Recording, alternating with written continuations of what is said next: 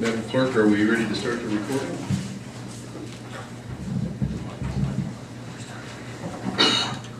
Yes, sir. Okay. Here's it. We're all present. The staff's ready, so I will call this meeting to order of the regular meeting of the Pittsboro Board of Commissioners for Monday, June 23rd, 2014, and request a moment of silence.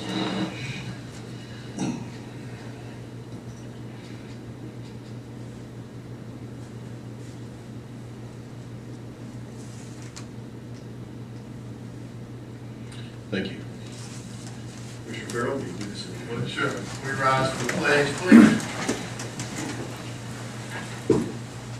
I pledge allegiance to the flag of the United States of America, and to the republic for which it stands, one nation, under God, indivisible, with liberty and justice for all.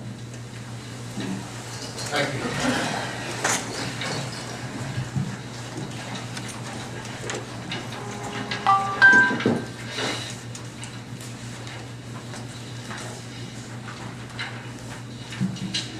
Okay, the first order of business would be our consent agenda, and make sure all the board members got the one item that was provided late in the day, the year-end budget adjustments. Has everybody had a chance to look at that?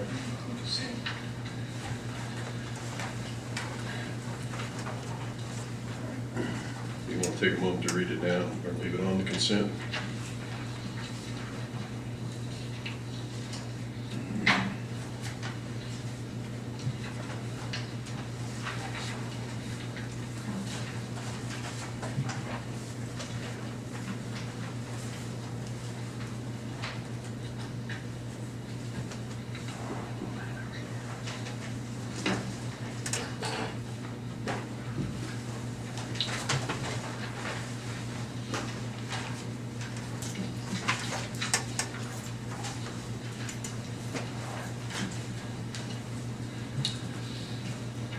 So we also have two sets of minutes, a memorandum of a revised MOU for our Jordan Lake Partner membership, a text amendment concerning the Board of Adjustment, and one application for a business license that the board has to act on because it deals with a firearms vendor. So if we don't want to pull any of those, I hear a motion to accept the consent agenda. Do I get a second? Second. All in favor? Aye. Consent agenda is approved. And let's see here, we have no citizens signed up for citizen matters, so are there any changes to the agenda as presented? Old business, we only have old business on here. 3 items. Any changes, Mr. Manager? The board has any additions or deletions? I do hear a motion to accept the agenda as presented. So moved. Second. All in favor? Aye. Opposed? The agenda is approved. Since there are no citizen matters, we can move right to our first order of old business, which is a selection of a vendor for preparation of our Unified Development Ordinance. Mr. Bass, will you present that? Good evening. We solicited proposals for the development of a Unified Development Ordinance, UDO is commonly referred to, and this would replace our current zoning ordinance as well as some other regulations, subdivision ordinance, floodplain management, our riparian buffer ordinance, and stormwater ordinance.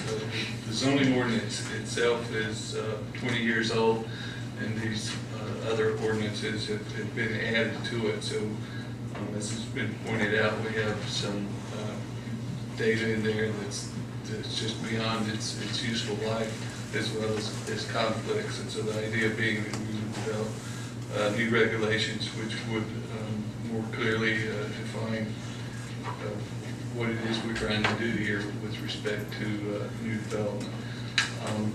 The recommendation is, after we received the proposals and negotiated the scope of work, we would recommend contracting with Clarion Associates to provide the professional services for the development of the UDO.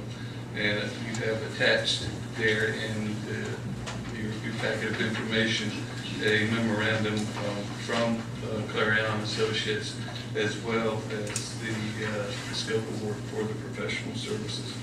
And as stated in the proposal, we'd also recommend the inclusion of task 5, which was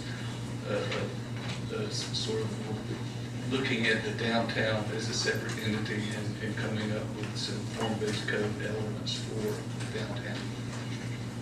And a representative of Clarion is also here tonight in case you might have any questions.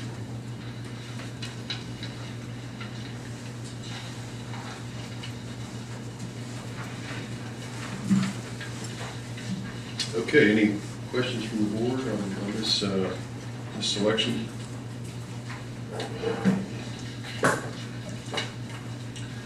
I did have one question as I was reading through Clarion's proposal. They make mention of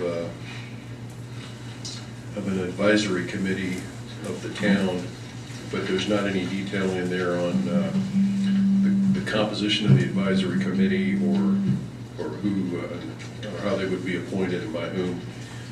And I don't know that it needs to be in the Clarion contract, but I wonder if the staff and the manager would commit to maybe bringing us a recommendation on our meeting, our only meeting in July, to sort of parse out how we will, if we're going to have this advisory committee, what's going to be the composition, who's going to make the appointments, and that sort of thing.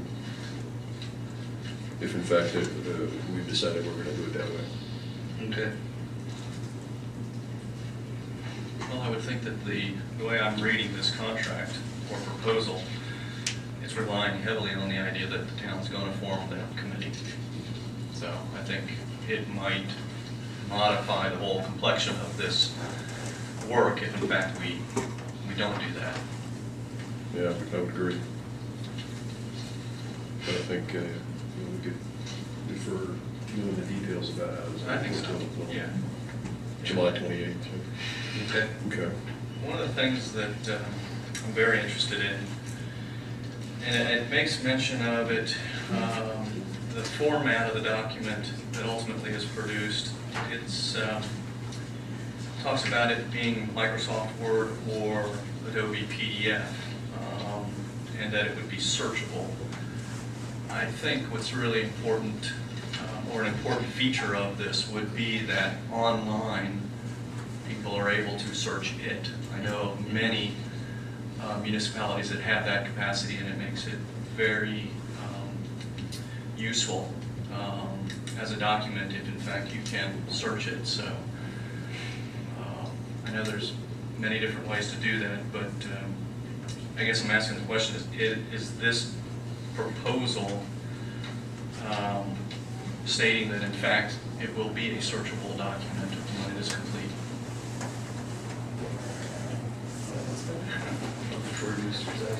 Yeah, we need to see the size more with Clarion Associates. The answer is yes. Okay. All the documents we produce are searchable, and there are, as you mentioned, there are a number of different ways of doing that. PDF is one example. You can do it. There's some variations of that that allow that to be searchable. Okay, great. Yeah. Just to mention back to the advisory committee, it's just something we've found quite useful in all our projects, is to get a representative opinions all across the community. Sometimes communities will use their own boards, existing boards, like the planning board. Sometimes because the planning board is so busy, because you want to get some representation from groups that may not be represented on the planning board. The advisory committee offers that opportunity to get kind of a broad brush scope of opinions. We talked about time that even some of the specific ordinances might have vested parties working on it, like the artist ordinance, for example, involving artists. I don't know if that's still part of the plan. Something we talked about before one time.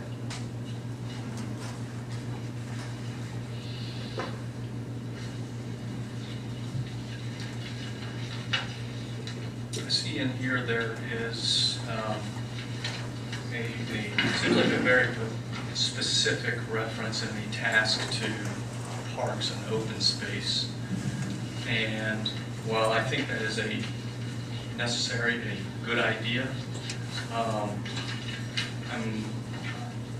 I don't want us to lose sight of all the other features that this document will need to address. And, you know, I jotted down just a handful of them that I think are critically important to us. And part of what we imbued the master plan for Chatham Park with was the ideas for affordable housing, public art, and adequate facilities, landscape standards, lighting standards, signage, transportation issues, all those things. So I guess I'm asking a question. I don't want us to look at the Parks and Rec feature, parks and open space, as any more important, I think, than all the other features. And so I'm hopeful that this proposal has the vision to include all of these other ideas. All those issues that you mentioned are typically in any kind of zoning ordinance to be drafted. The Parks and Recreation issue was just made a particular focus that the town had asked for that we look at. So it's not an issue of a greater degree of importance. It's just a greater focus on particular things. Yeah, thank you. Okay, if the board has no other questions, are there other questions from board members? The proposal before us is the manager is asking for our approval of this selection, and I assume the also approval of the cost, the fee proposal at $140 plus an additional $24,000 for the elements in task 5. I don't know that amount is in next year's budget, but I don't know that it needs to be right now. You could bring an amendment later on to. We currently, the way we designed this is that we had $75,000 in planning professional services. I figured that this was going to be the process. Okay.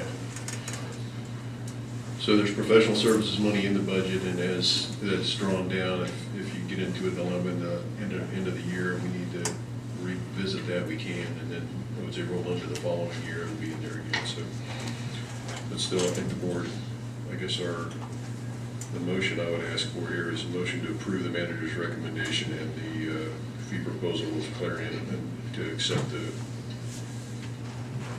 contract document and the fee proposal. So moved. Second?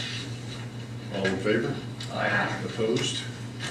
Thank you very Being much. none opposed, it's accepted, and we welcome aboard, and we appreciate your interest in our town. Thank you.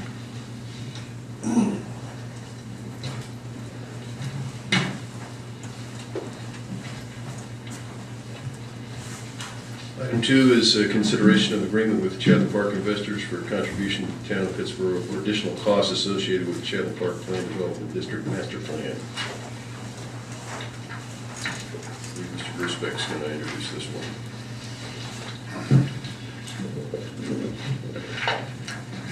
Yeah, thanks. As the memo indicates, the agreement is in your packet, and would do a couple of things. Essentially, it would look to help the town with costs that are associated with all the necessary upgrades within the master plan that was approved at the last regular meeting. Those things are called additional expenses, but also too could help with the UDO that we just got moving here in the previous motion. The agreement also provides for protection for the town against litigation or other legal proceedings related to Chatham Park. That's in the later part of the agreement. The actual payment of the money that would help cover costs associated with Chatham Park would be forthcoming following sort of a wait period of, I believe it's 2 months for any issues or any challenge to the zoning decision. And so at the end of that 2 months, then we would receive payment. Before that, what I would do is come forward in a subsequent meeting to this, a budget that would cover the additional costs that are mentioned in the budget or in the agreement. So that, and then also to create, not, see it reflected in this budget because it was technically premature, but we would create a reserve fund. And then that money or that payment would land in that reserve fund in the budget, and then we would be spending, basically, it'd be a self-contained unit at that point. We would only be spending on items that we identified within that reserve budget, kind of acting like an enterprise fund. So, I guess with that, I'd open it for any questions. The agreement, the only other thing I'd mention is that the agreement itself is materially consistent with the agreement that I believe you have in front of you back in November of 2013. Couple of changes, that technical items that were changed since then. If you have any questions on that, Mr. Messick probably provide a little bit better detail on that. But otherwise, both parties are in agreement, and Mr. Messick has got it and provides his blessing. And now I'll stop talking. If you have comments, questions, or more information, now. Questions from the board?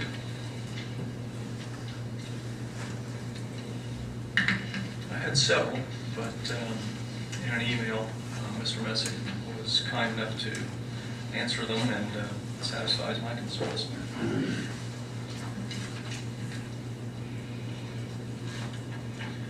I would ask for I need some clarification walking through one paragraph. On page 3, it's, I guess, paragraph 1 delta, 1D.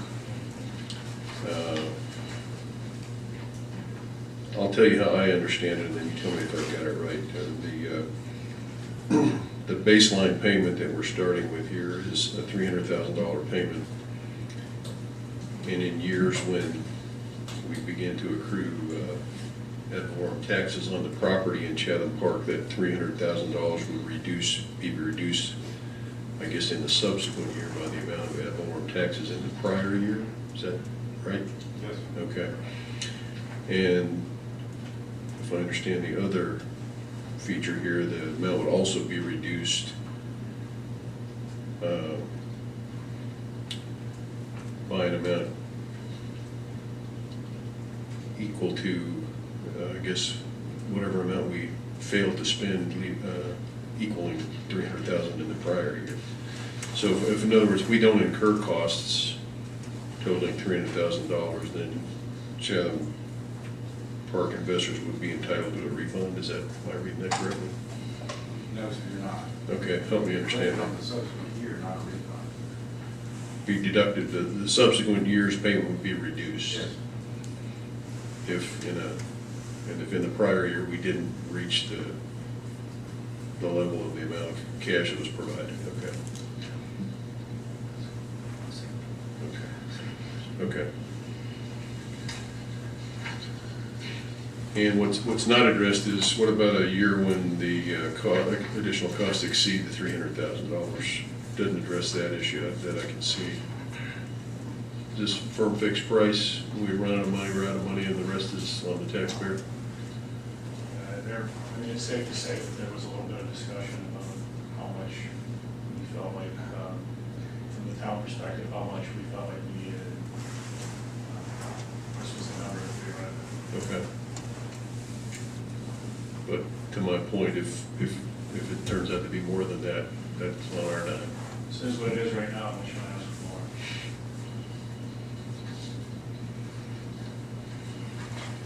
I mean, as always, we could, if there was some circumstance, and maybe this is, if failed to address your point earlier, I apologize, but if there was some circumstance unforeseen, purely theoretical, and, I'm sure theoretically we could request that amount modified in some way, shape, or form. But as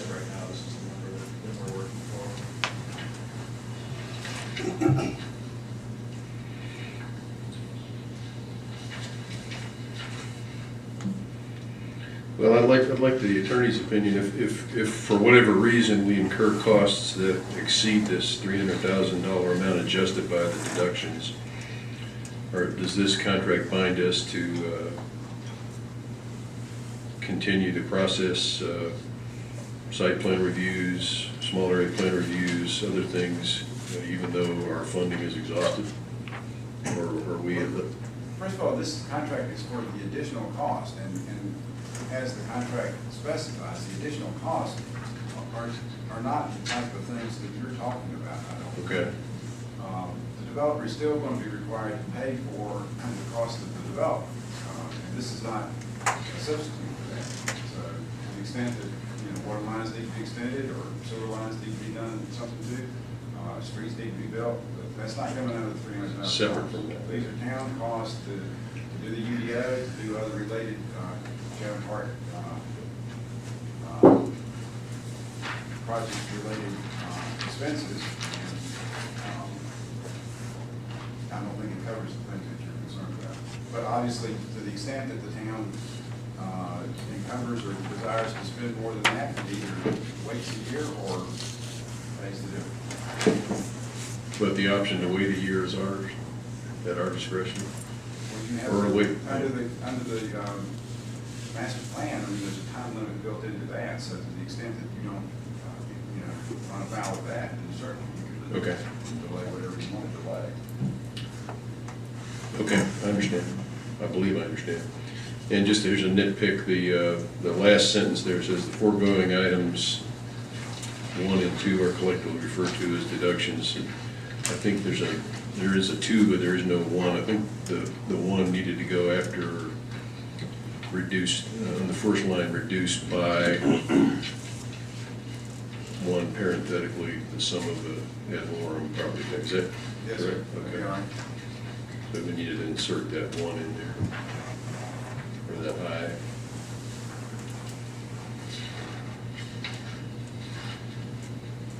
Okay, I think I understand. I hope I understand. Oh, yeah, I can, on page 2, not to take this horse to death, but on page 2, paragraph 2, where it talks a little bit about how incurring costs and expenses with respect to the adoption of the UDO or more development agreements, capital operational costs, all incident or related public service costs, development, all such costs shall be referred to as additional costs. This was discussed a little bit, but the capital and operational costs are more geared towards, the attention is more geared towards the actual completion of those, basically those additional items in a nutshell that are part of that. Not necessarily operational costs or capital costs related to infrastructure itself. Yeah, I understand that. It's a kind of a, it might be, first glance, it might be something that's misunderstood, but that was the intent.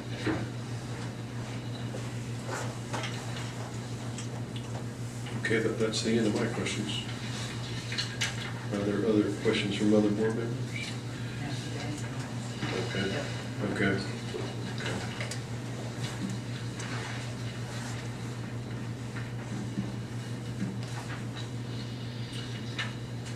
If there are no other questions from the board, the manager's recommendation before us is to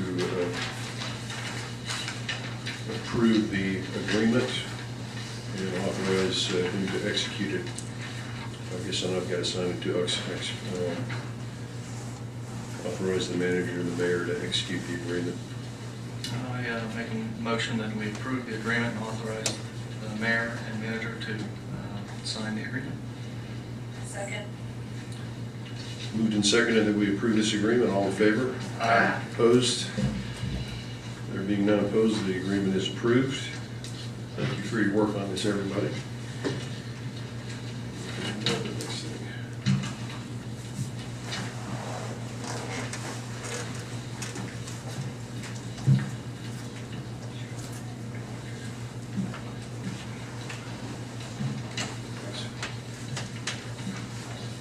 Okay, that brings us to the fun part of the evening.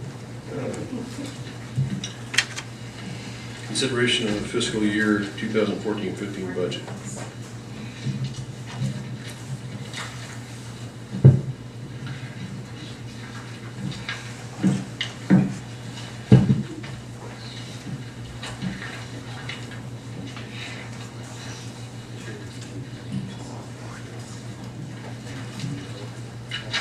You should have pages 14 and 7.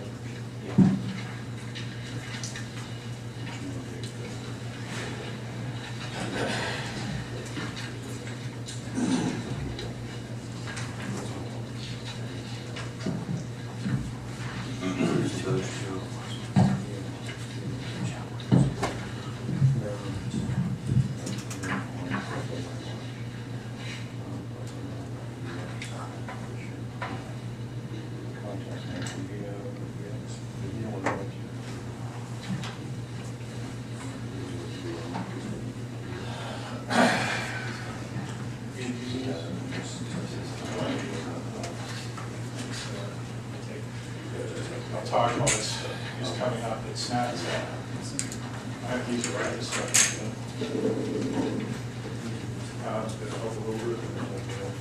Yeah, it'll work out.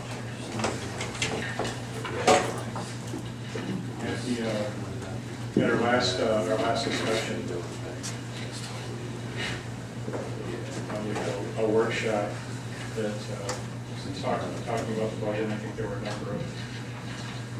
number of ideas to begin to address a couple of major issues that we have with the budget as it was submitted previously.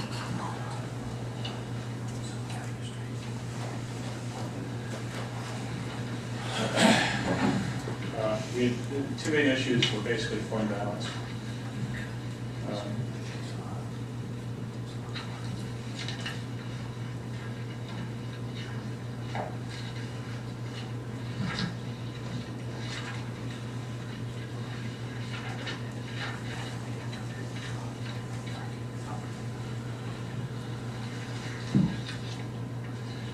The two fund balance situations that we had were approximately $491,000 of expected shortfall within the enterprise fund, and which required an enterprise fund balance contribution, and approximately $270,000 worth of general fund shortfall, which required a general fund balance contribution.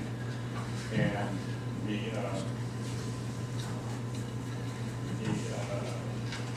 a couple of the ideas that were presented on that were, first of all, to address the enterprise fund situation by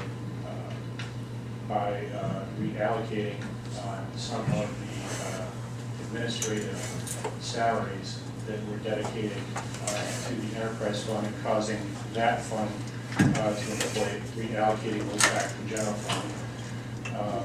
What that would do is essentially increase the amount of general fund contribution that was required to this year's budget. The other issue that we had, I think, outstanding with the budget on the general fund side, as I recall, was also that we had a request from the fire department, which was pretty sizable and related to increased staffing needs and service needs of the fire department. And I believe the increase was roughly in the neighborhood of $140,000, and the board requested that we see if we could somehow ask the chief to be willing to accept less or work with less on that.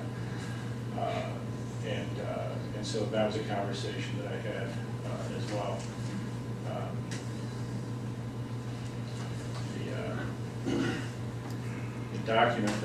The document that I want to bring up here is a worksheet that I have that you don't have in front of you.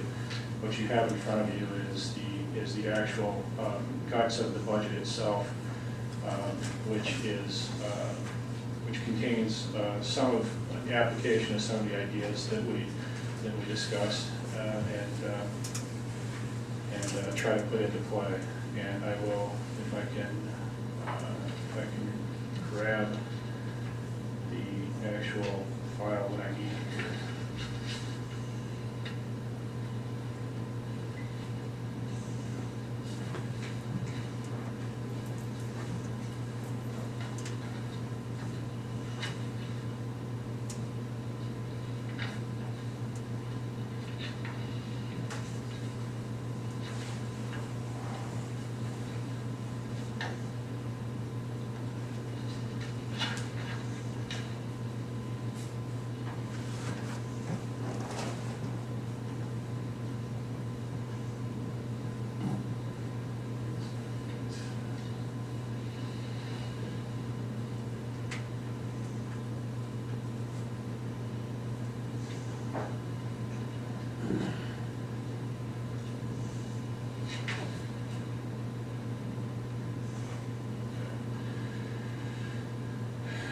Okay. There were some specific items on the general fund side that we looked at. If we were to first tackle the issue of salaries, the salaries that we have here are the salaries that are applied towards the enterprise fund administration side. And what we did was essentially modified the calculations for the staff. Modified the calculations for the staff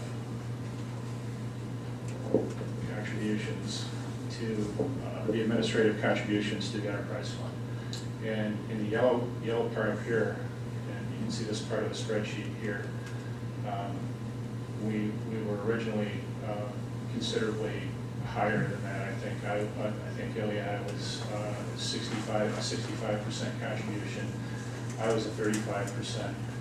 I believe Crystal was a 65. Kathy was, I think, 65. Mandy was 50, and Alice was 35. That's off the top of my head, but what we did was reduce these down to 25, 5, 35, 35, 20, and 5. And so that would have the effect of reducing the contributions to this amount. And we come up with essentially a total savings of $116,032 from the enterprise fund, but that isn't a savings to the general fund. That gets passed over to the general fund because those salaries still get paid. We're just simply reallocating how the salaries are paid out. I also adjusted within that, I believe I adjusted within that John Poteet's salary as well, and moved him, I believe, back to a 50% contribution, which created that amount. So that helped to reduce the enterprise fund.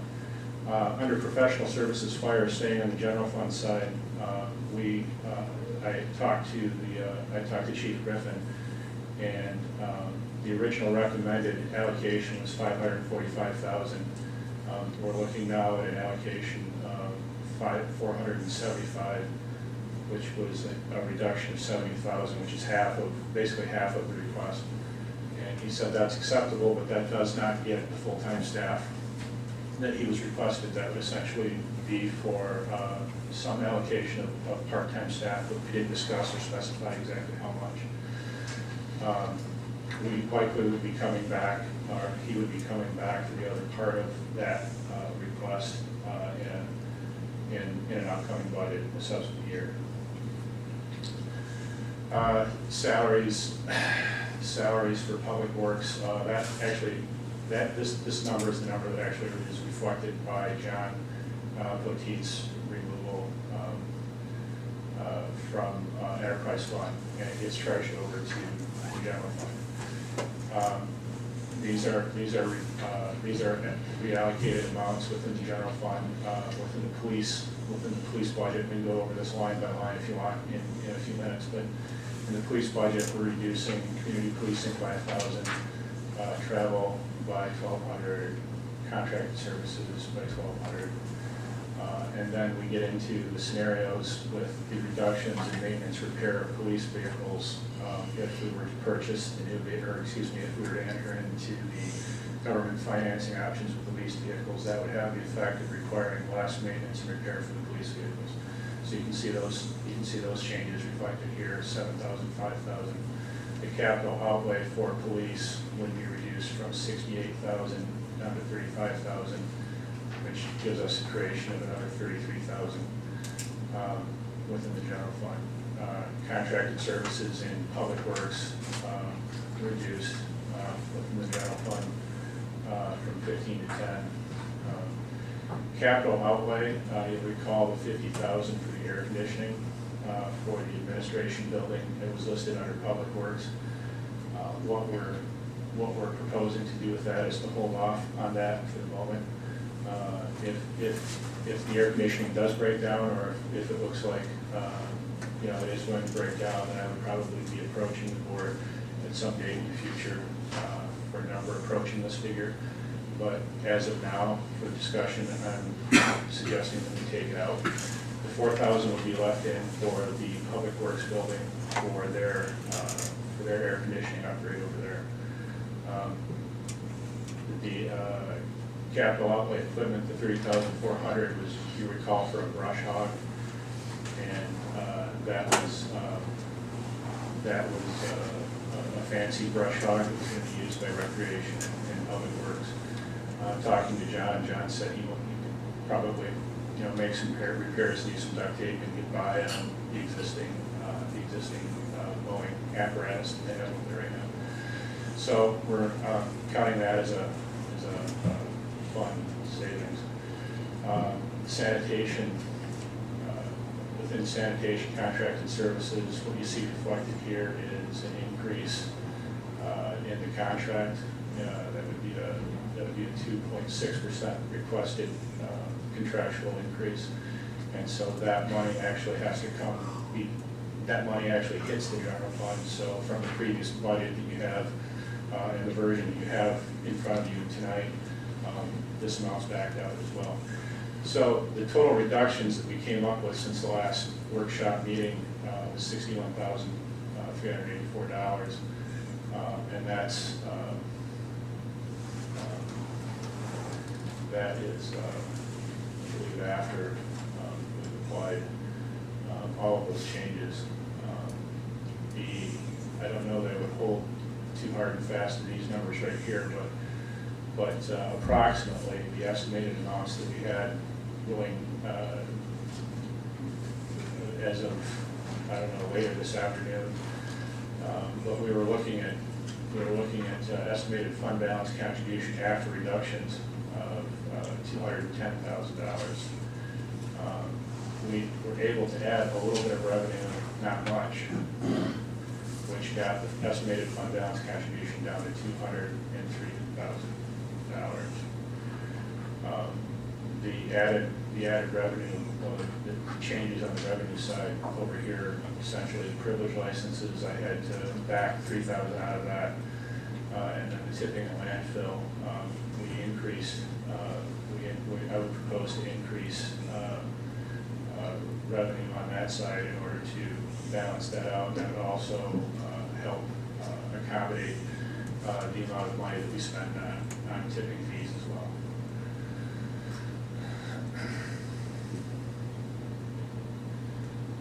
On the enterprise fund side, the effect of or the changes there were that if we look at 72 or 20 is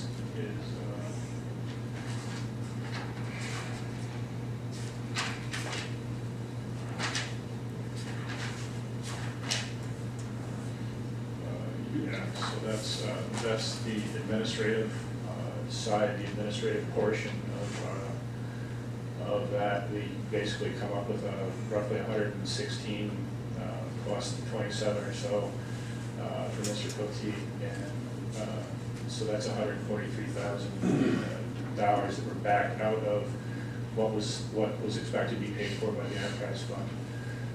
We also backed out a couple of things, and I believe I mentioned this briefly at the in our last get-together, but wastewater treatment plant was able to back out some $5,000 for utilities, expected savings in utilities, another $5,000 for sludge hauling, and then $9,000 kind of reaping the benefits of the new testing staff position that they have under the staff position that performs the test. So those reductions would be $162,986. Fund balance contribution after the reductions, which was the reduction started off at $497,491. With those quote-unquote savings, we go down to $334,505. We've added some revenue, or I played around with the possibility of adding revenue if we go in this direction. And what we did here at the suggestion of Mayor Terry, there's some discussion afterwards, and it's certainly the ball would be in the report to head in this direction. But we would look at our water charges in the original submission of the budget were $1,282,160. If we were to increase, basically I kind of smoothed out all three tiers to a 3% increase. We would gain 38,000 in water, and we would gain another 32,000, almost 33,000 in sewer. And that's on top of, I guess we conservatively estimated, I don't know about conservatively, I think we realistically estimated a 2% normal revenue increase from that. So those figures are about 5% up from the previous year. Penalties on bills, I will admit on this one that I didn't go back and vet any other surrounding communities on their charges. But if ours, this might be a bit aggressive, if our penalties are truly that low, this is a 50% increase, so I would attempt to bank a $20,000 increase on penalties. So we can see how far that goes. $92,000, almost $93,000 would go towards reducing what we would have as an estimated fund balance contribution, an estimated enterprise fund balance contribution of roughly $241,000. I think the number is a little bit, after getting into the budget a little bit more, the number's a little bit different than that, but that's what you have there is a pretty good estimation. So, essentially in a nutshell, that's, let's talk about the other element. We also have the issue of the tax, complete the discussion here. We also have the discussion of a tax increase to help accommodate the fund balance contributions. And if we were to go to this is our current rate right here, for roughly 40 cents. If we were to increase by 7 cents, we would generate $283, which would help cover. If you look at your budget, the one that the packet that I put in front of you,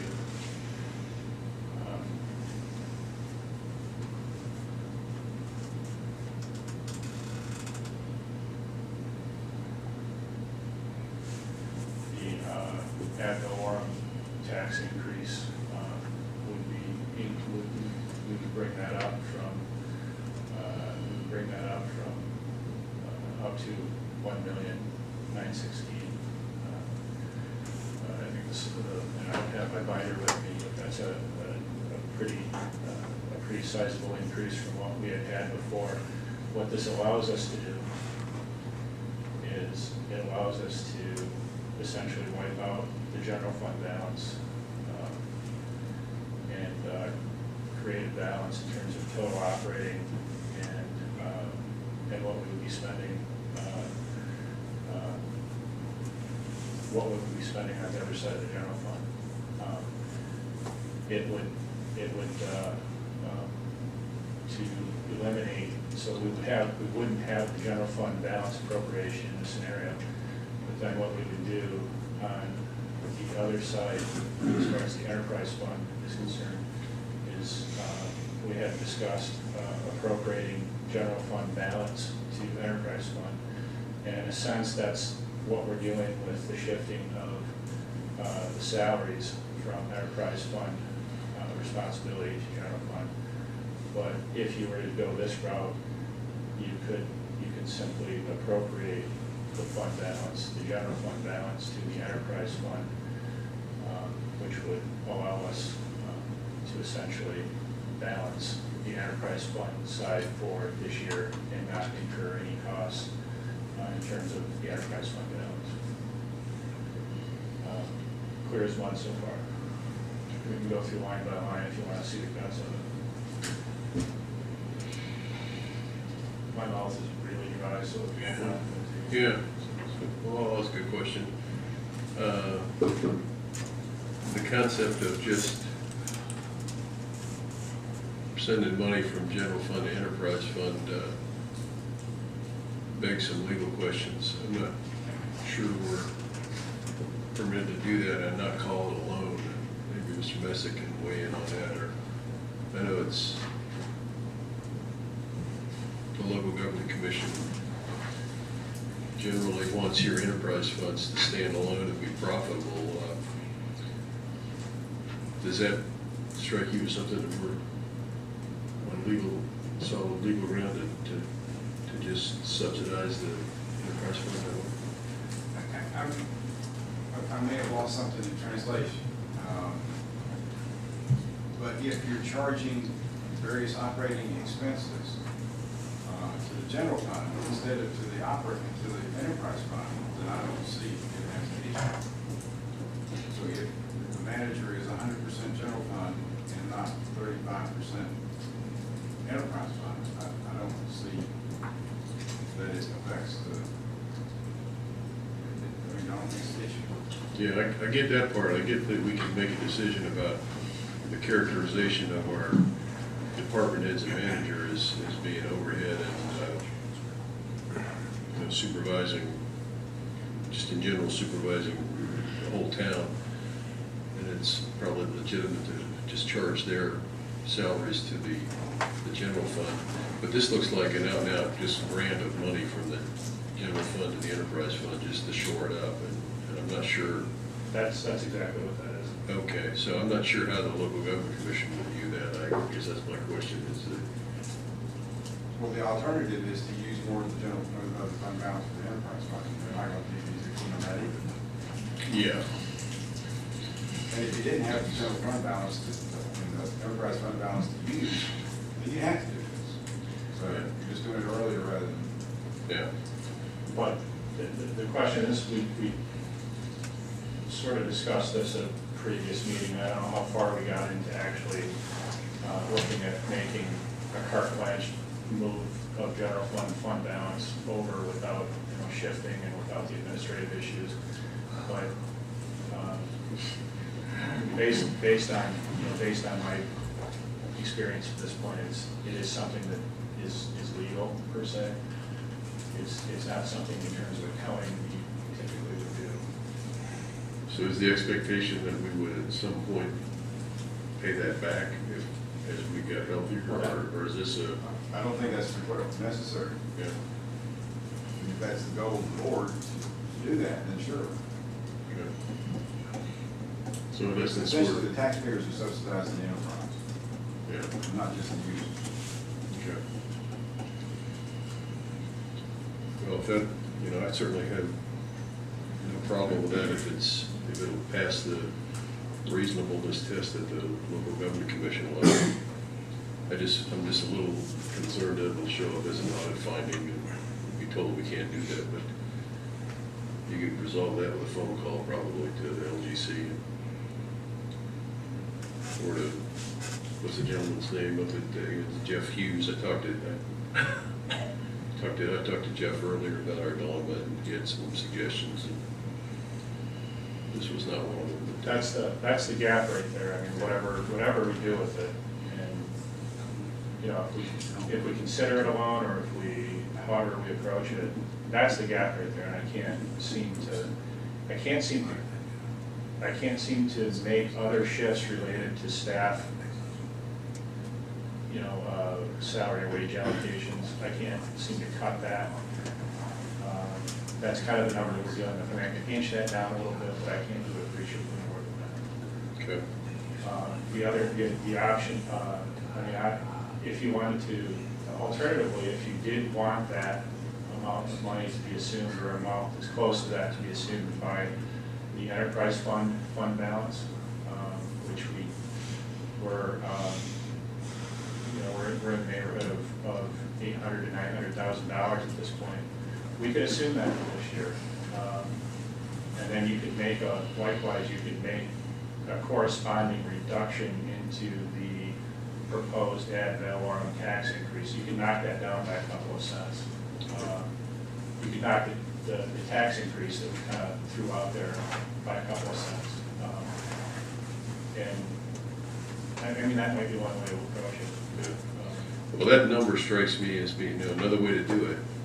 I know it's an unpopular way because we've already talked about it, but based on my rough back of the envelope calculations, that 242,000 is about a 15% increase if you go at it through utility rates. And you already said you already got in here at 3%.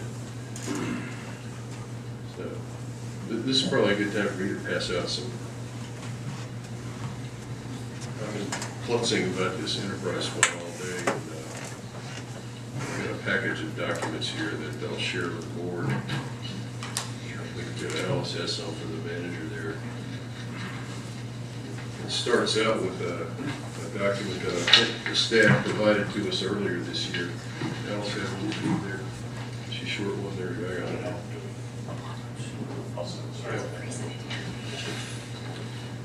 But this, hate to be alarmist, but this is a piece of legislation I think the attorney provided us earlier in the year that is recently passed by the legislature about a year ago. And it lays out the circumstances under which the local government commission will take over your utility. And one of them is if the enterprise system is experiencing negative working capital. I think we all have a sense of what that means, and I think that's us. And then the second one is enterprise system is experiencing a quick ratio of less than 1, and I didn't do the homework to figure. I don't know what a quick ratio is. I'm not an accountant, but I can work on that tomorrow. Or the unit or public entity experienced a net loss of revenue from operations in its enterprise system using a modified accrual basis of accounting, and that's, I think, is us for the last 3 years. So I think we're on the brink of some pretty serious stuff if we don't want to become the next Princeville, I guess was the last town I heard where the LGC came in and basically took over their utility. See, then the next page is just a graphical representation of this is data from our previous audits and how much money we've used from fund balance to balance our budgets in the prior 3 years. And then in 2012 it was 400,000, then it was 438 in 13, and then 500,000 last year. And we're staring at the need for some other large number this year that well, I guess it's down to 242 now. And then the next page shows how our fund balance has declined since 2007 from a high of over $3 million, and I'm projecting if we were to not raise rates or do anything, we'd be looking at a fund balance at the end of the next fiscal year. Actually, at the end of the year we're in now, we're looking at a fund balance at the end of this week on the order of 900,000. And then the next chart shows our debt service. That's just kind of an explanation of how we got in the position we're in. In addition to Townsend's closing, we did an awful lot of important work that incurred debt. And most of us, I think, would look back on those projects and say they were important and needed to be done. Unfortunately, doing all that work incurred a big chunk of debt that we have to deal with now, and will have to deal with based on this out until the yellow year on that chart is the one where the budget we're writing right now. So it looks to me like we've got this year and one more year of pretty substantial debt, and then thereafter it starts to drift down towards 100,000 a year. So I don't think we can kick this can down the road and wait 2 years. I think we'll be out of money if we wait that long. There was some question about what we had done with our rates. So I peeled out the budgets going all the way back for the last 5 years. And we have raised rates. If you go from 2008-9 to today, you can see that rates have increased, although there was about 3 years in there where we did nothing. and I was mistaken, I think I said at the last meeting that you did not increase rates last year, but re-examining this, it appears to me that you actually did. And I noticed that you put a lot of your increase last year in the basic service charge, which,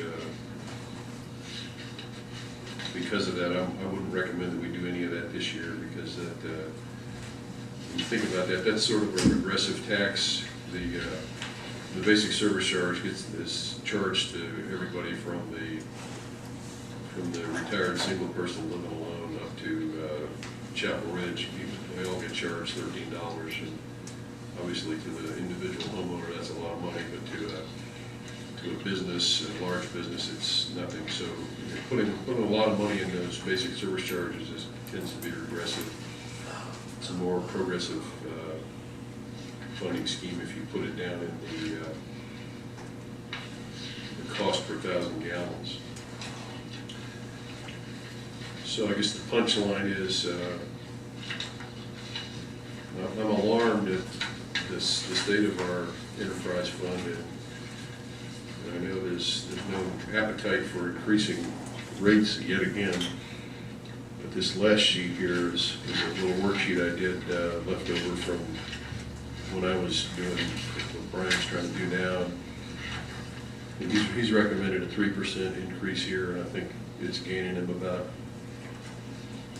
looks like you're declaring that to be about an $80,000 increase. Yeah, I had it up just a second ago.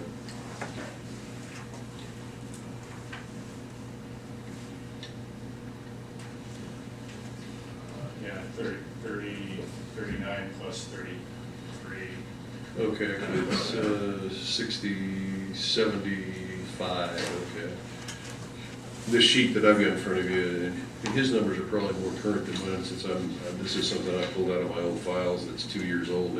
It's based on the number of customers we had 2 years ago, and I know that it's bigger now, but what this sheet is showing is if we applied 6% increases across all of these rate bands, I'm projecting that would gain us about $100,000, and knowing that number is low because we've added additional customers since this model was this rate model was created.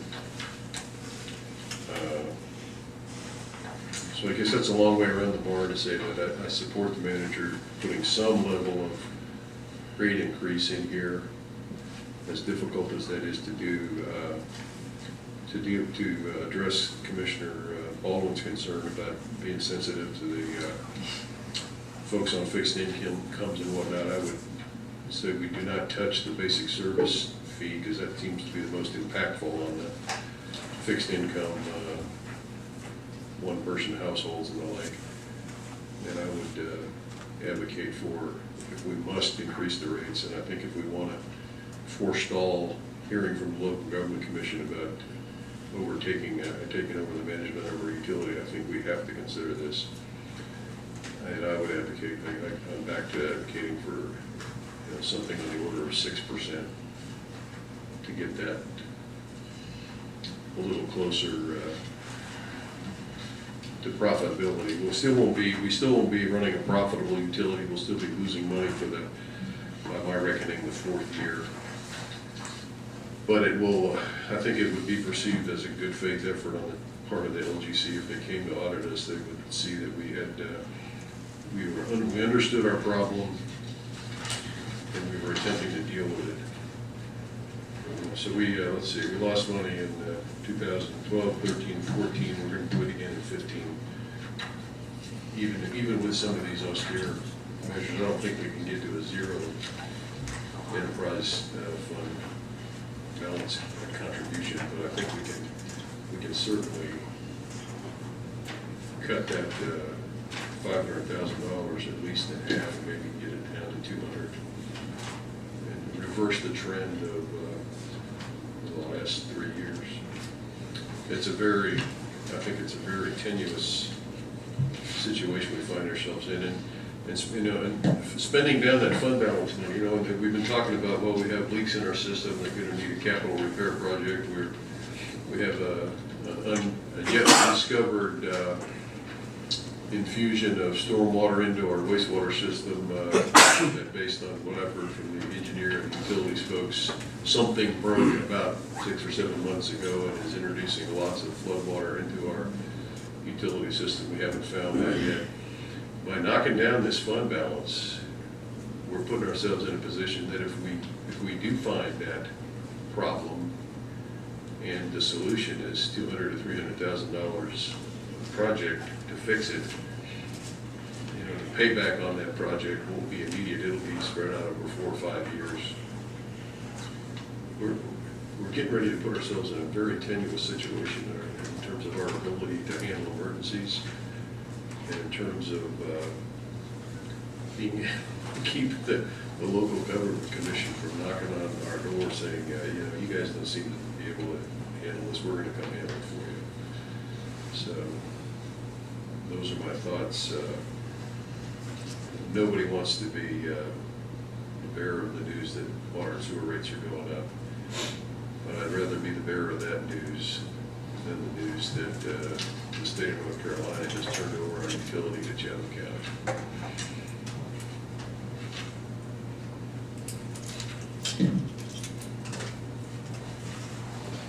End of speech.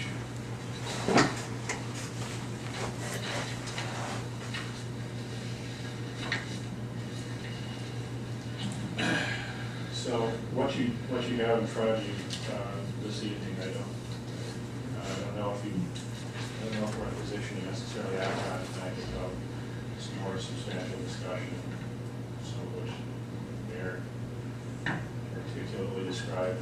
But that's what we're looking at right now. We can take care of all fund balances, but it would require significant contribution from, as Mr. Messick said, taxpayers to help subsidize user fees, which, you know, according to the way they draw it up in government school, that's not really how they want you to do it.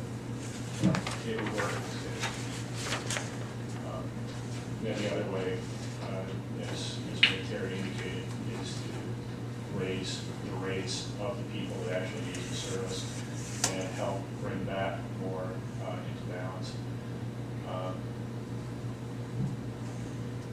Yeah, I mean, I haven't really calculated. The one thing I didn't do is calculate exactly how much we would have to raise rates in order to eliminate from that.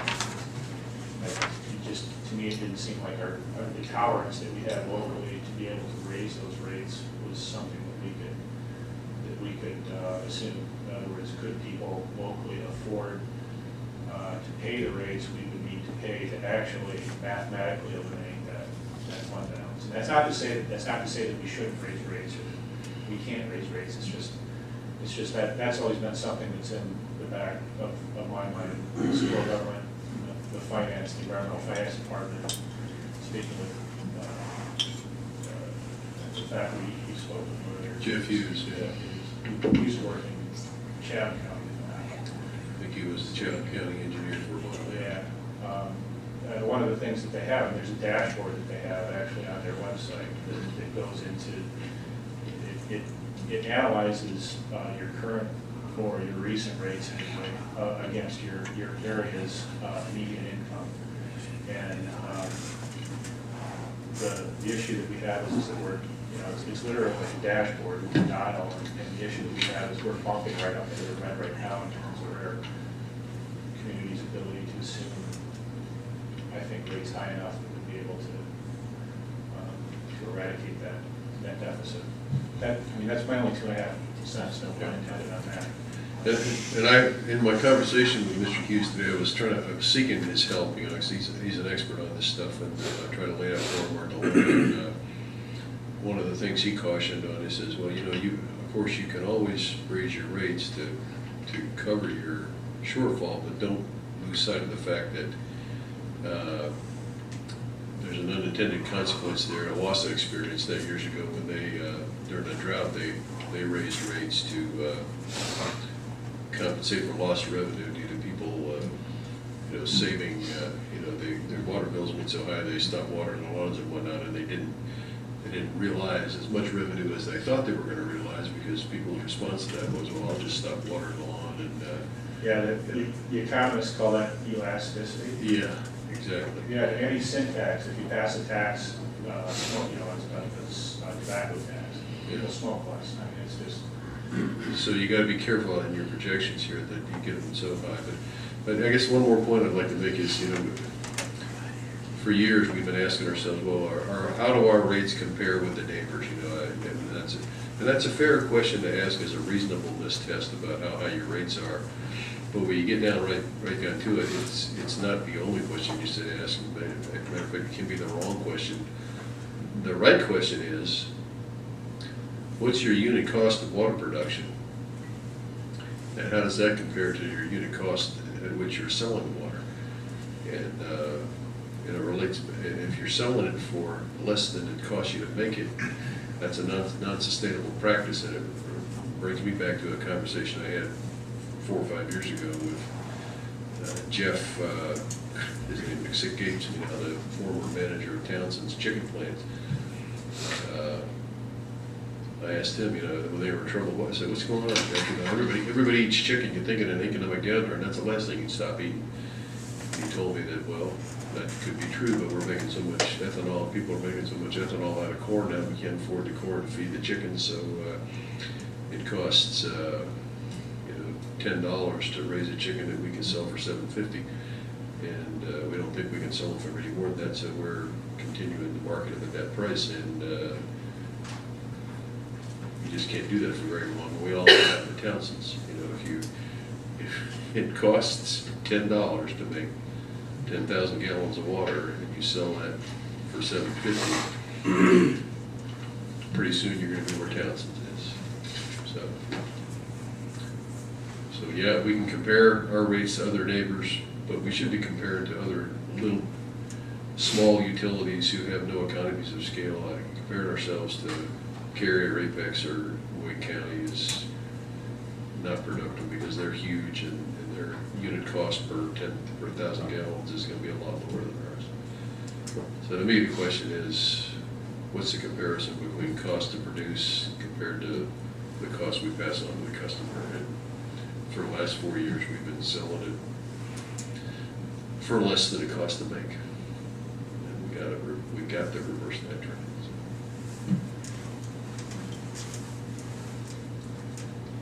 Mr. Grusak, I have a question, please.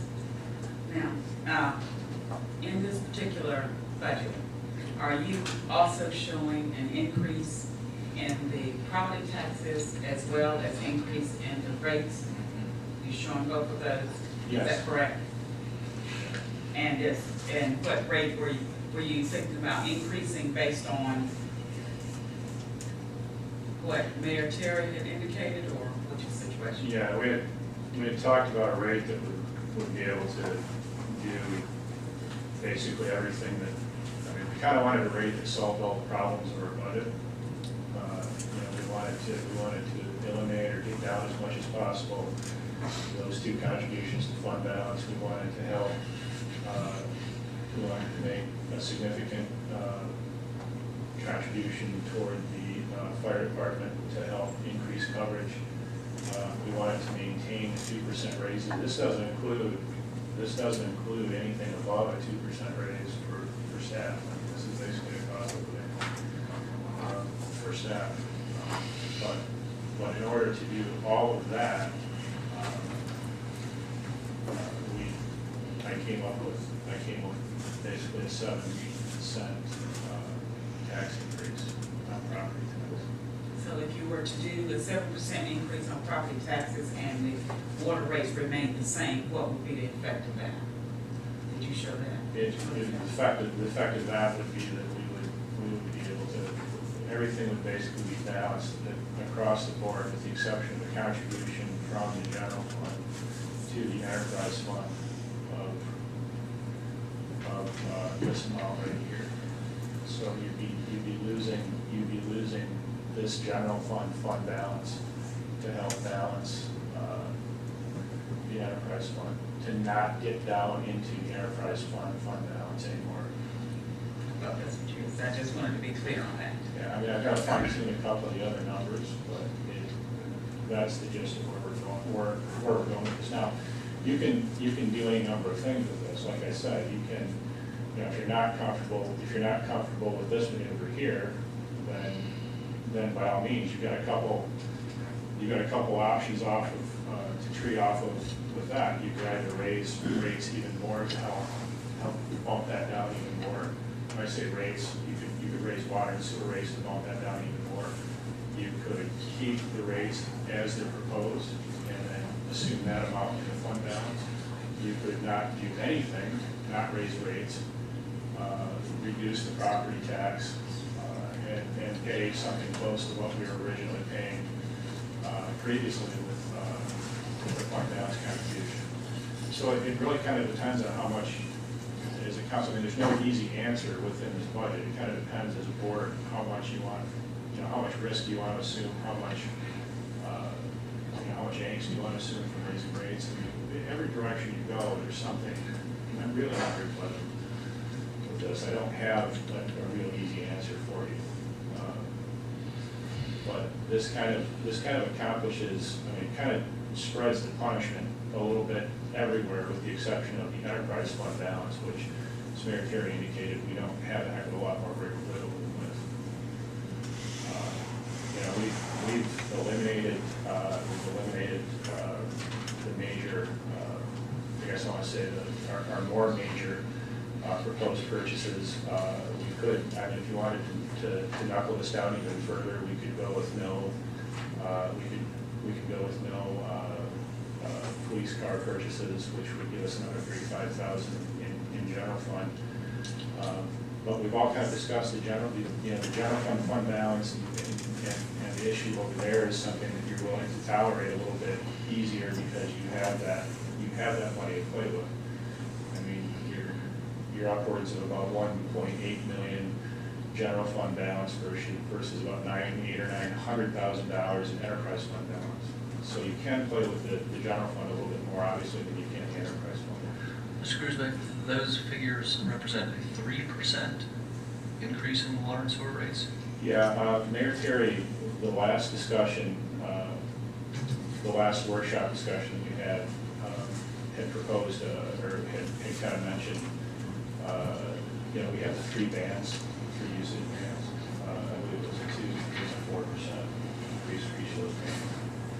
And so, just for discussion, I kind of smooth that out and apply that to anticipated usage revenue. So of the reductions in expenditures and the increase in revenue by 3% across the board for water and sewer rates, and a increase in tax revenue or ad valorem taxes of 7 cents, that gets us to that general fund balance appropriation to the enterprise fund with a 0 fund balance appropriation from enterprise. From enterprise, and within the framework of this budget, it would also mean that you would have, in the framework of this budget, and I'd have to play around with this a little bit more, but as it stands right now, my goal was to get a general fund. My goal was to make sure that we weren't contributing.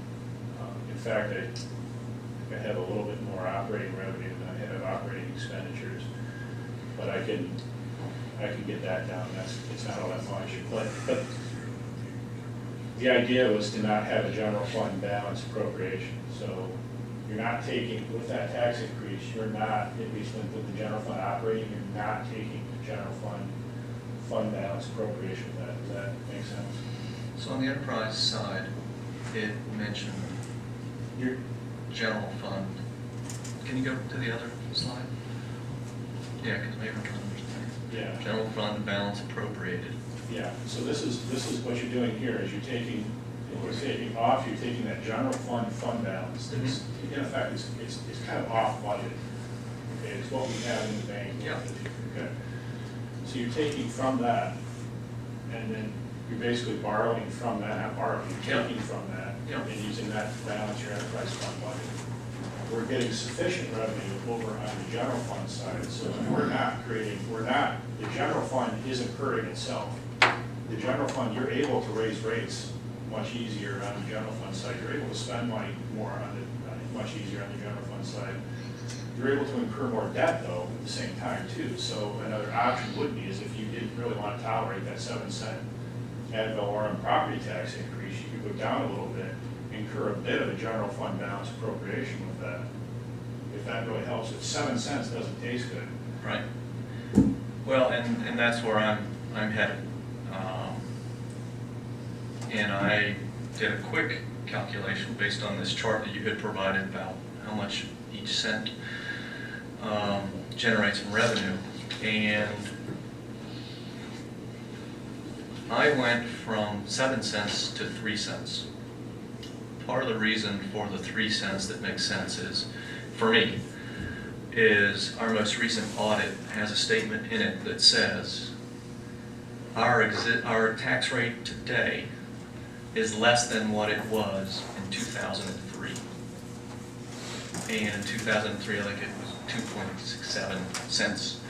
So I can see it. I mean, I think I've come to the unfortunate conclusion that I think we really need to interest in protecting our fund balances and providing, I think, the mechanism you're employing for appropriation of general fund balance to the enterprise fund in a way to protect that fund, which is really very low, uncomfortably low for me. I think what it would translate is to the 240 figure would be about 409 figure.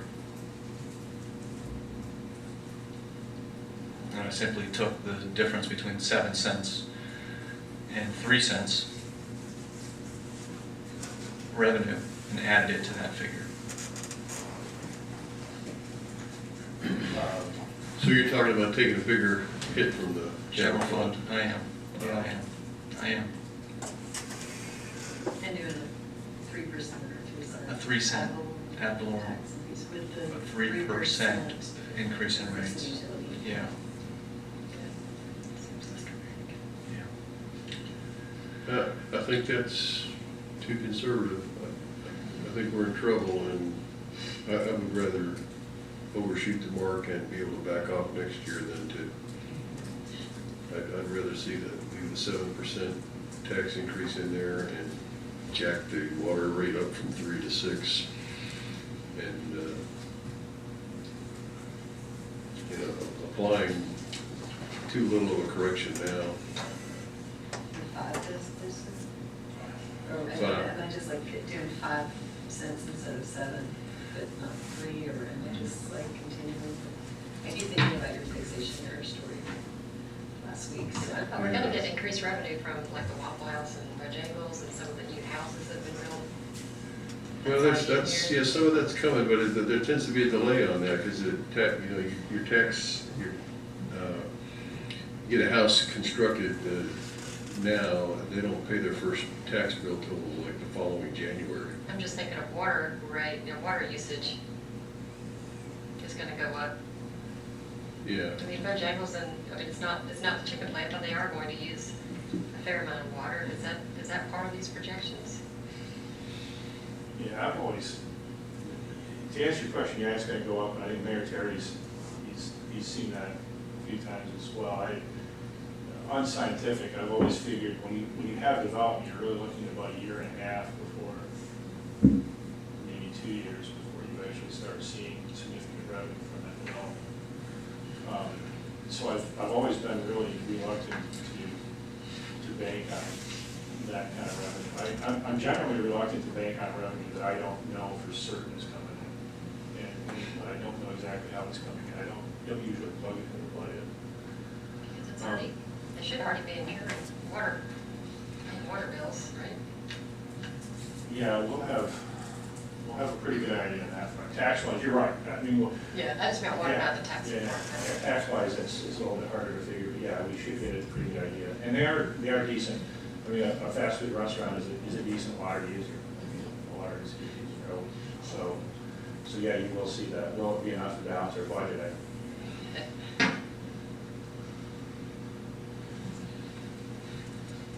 Mr. Grusberg, I had one question regarding the water and the wastewater rate. Because I, like Commissioner Baldwin said regarding our fixed income in town, what if, I mean, is this a possibility of our basic service charge staying flat and at 0 to 2,000 gallons for single or married couples, and increasing our rate to 2,001 to 6,000 gallons, which I assume that's family of 4, whatever, and on up, and increase the rate over 6,000 gallons, and not try to put all the burden on our elderly or retired. And I also hate to put the burden on families that are struggling to feed their children and take care of me. Yeah, I see what you're saying.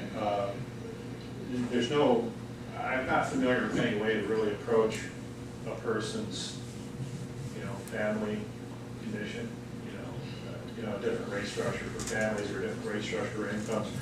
You're probably, the best way to hit that nail is to try to, I don't know, you reallocate maybe an increase to heavier water users as opposed to the lighter water users. You assume that older people are going to use less water, so maybe you create another tier that for people who use less water, and you charge them accordingly. You follow me? So, It does make a burden for people that have children.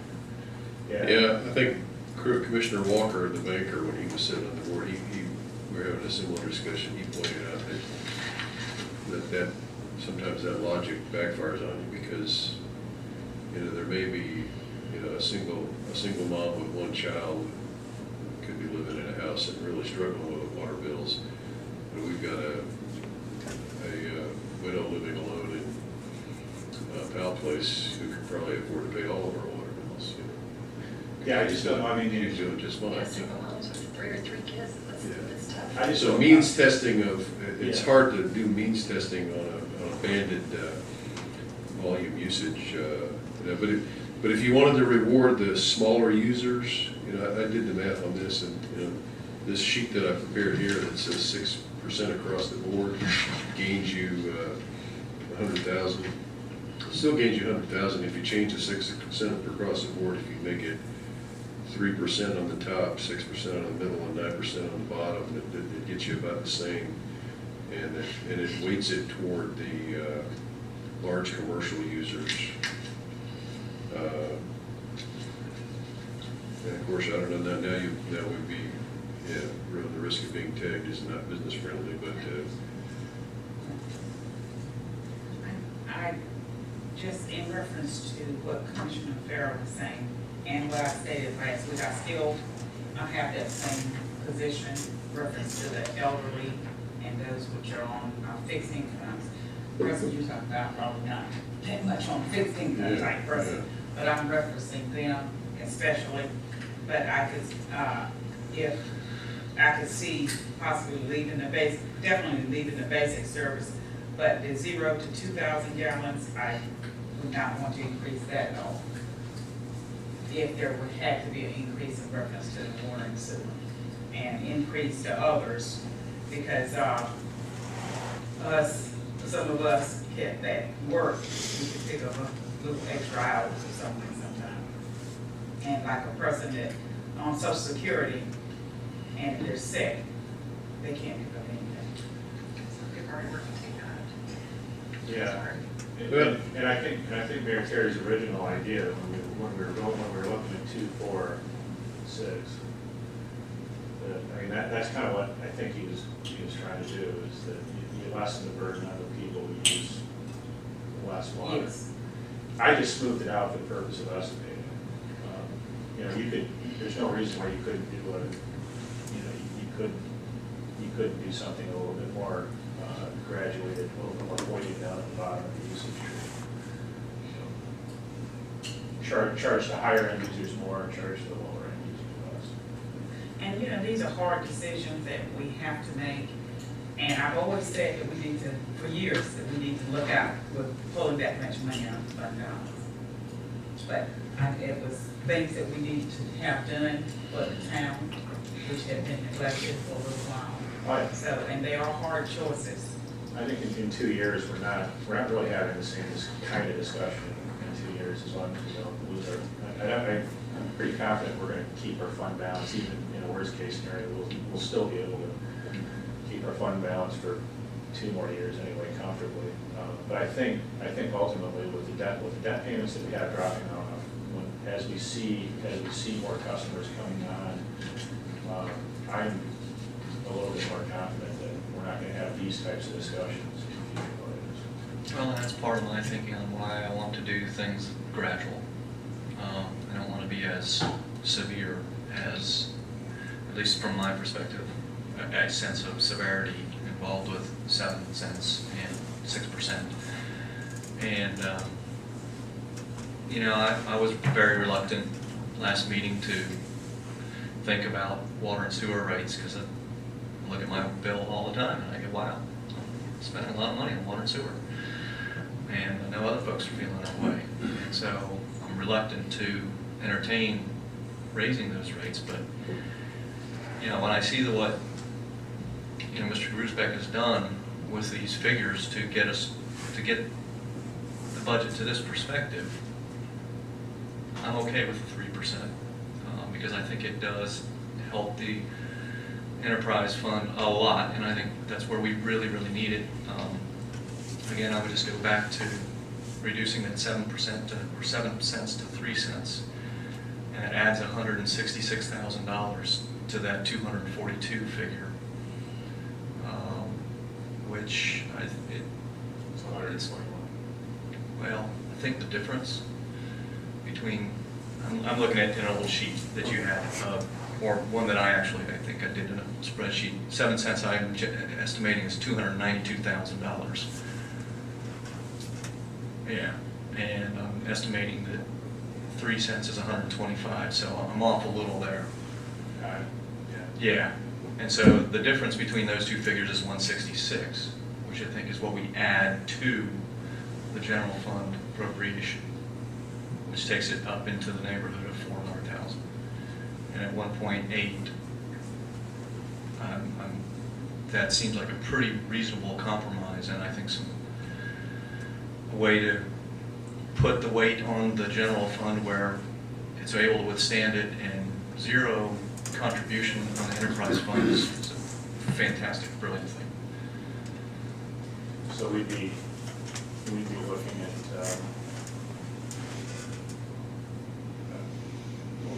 you mentioned a figure of 400,000. Yeah, I'm saying that the 166,000, which is the difference between the 7 cents and 3 cents, Okay.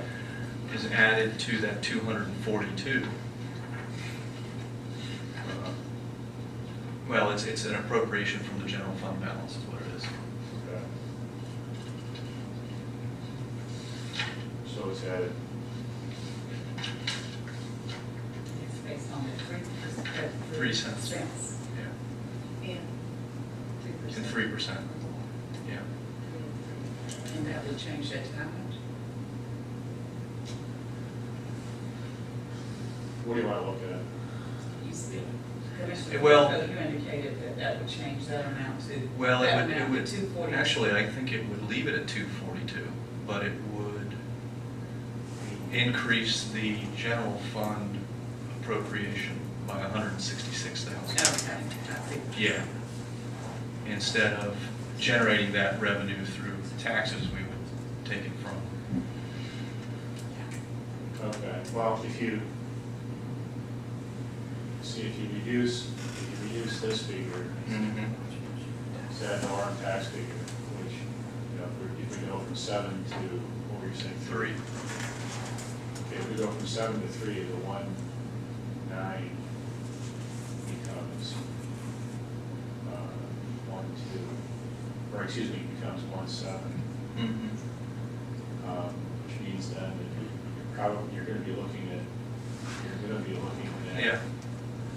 this down here unless you do something else on the expense side, or unless you increase revenues. So you're going to be looking, I mean, as long as you guys realize that there would be a general fund balance contribution to the general fund operating, And I think that what I'm saying is trade the tax revenue for Okay. dipping into Okay. general fund balance I just wanted to reduce, Okay. you know, the severity of the increase in taxes.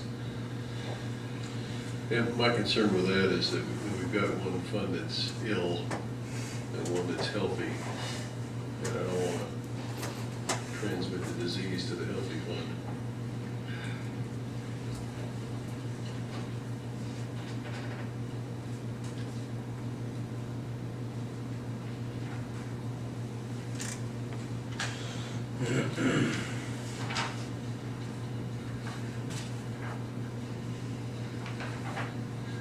Mr. Grusbeck, on the general fund side, where's the expense portion of the 242 that's going over to enterprise?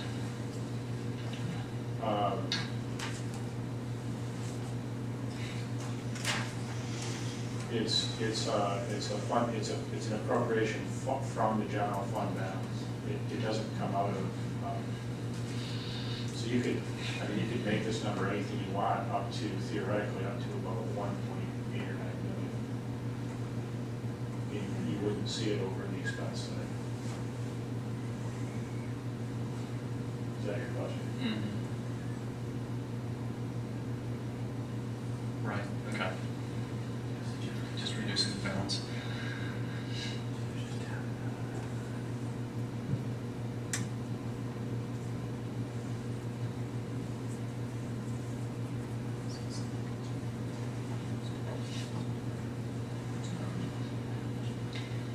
Just some feedback that I've gotten from people about raising the penalty on our bills. People have said to me that we shouldn't increase the penalties unless they have a way to pay online. So, I mean, pay electronically. I'll just Yeah, throw that out. I had several people say that to me. Yeah, we can, one of the last things Randy did is come up with that, we just haven't, since she left, we just haven't, we have a vendor, we have everything in place. We don't make payments, we just don't have the ability to do that. That feedback, I mean, if, you know, that may be pretty heavy as far as the penalties on bills are concerned. You have elasticity on that too. I mean, the heavier the penalty, you're gonna have fewer people paying it. So I may be a little bit more aggressive on that 60,000 than I'd like to be.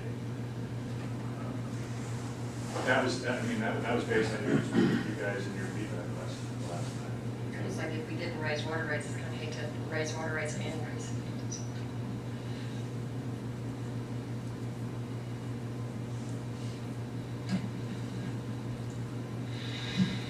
Michael, I got, Commissioner Fielko, you said going up 3% on the water rates and 3% on the tax rate. What if we just did a 5% tax rate and did nothing with the water rate? Would that cover that? I think we're Yes, to- with the wrong fund.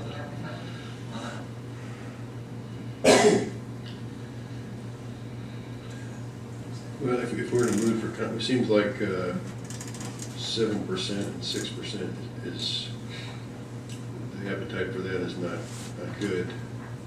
I think 3% is not gonna get us where we need to go, and just trying to bracket in between the two numbers.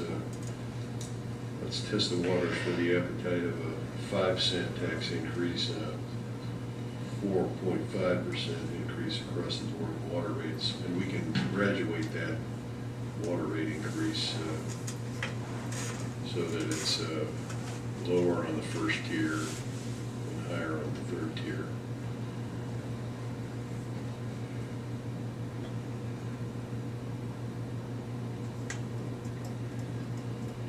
Does that feel a little better to folks?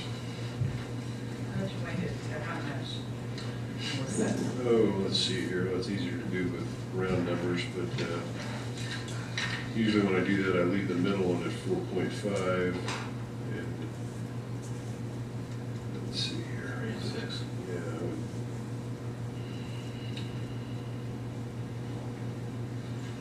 I'd have to, I have a spreadsheet at home I could actually calculate it on, but it would be something like, let's see, what was it? 369. Let's take half of that, so 2/3. So 2, 4.5.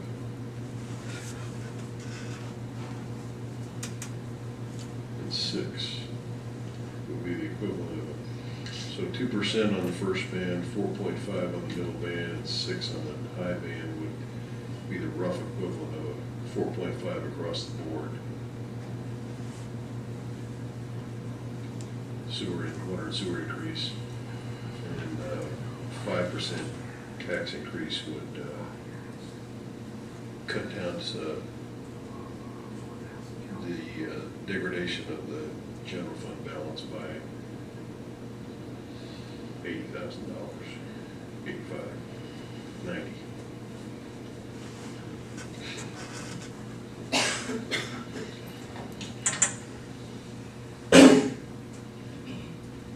I guess the reason I'm advocating so strongly for this is my sense is that, you know, if you fail to take enough now, that's an opportunity lost.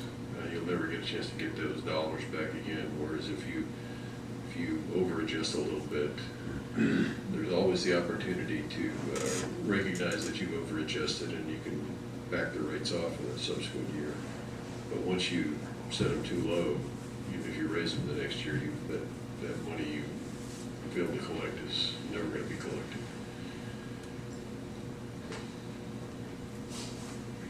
Well, part of the reason I think the general, or the enterprise fund is in the state that it is we've made substantial investments and incurred a lot of debt. And those debt payments are going to be reduced substantially in 2016, I believe. And that's a couple of years off. And that's part of the reason I want to go gradual.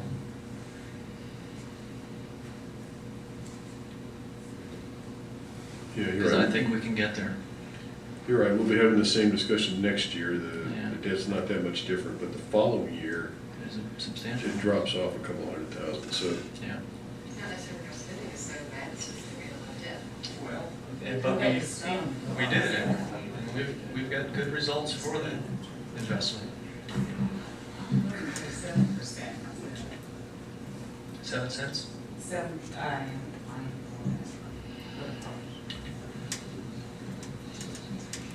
combined with what on the sewer? Something more or less than 3. And again, and we can spread it so that it's lands more lightly on the top end and more heavily on the bottom end. if anything, 3 started at 3%.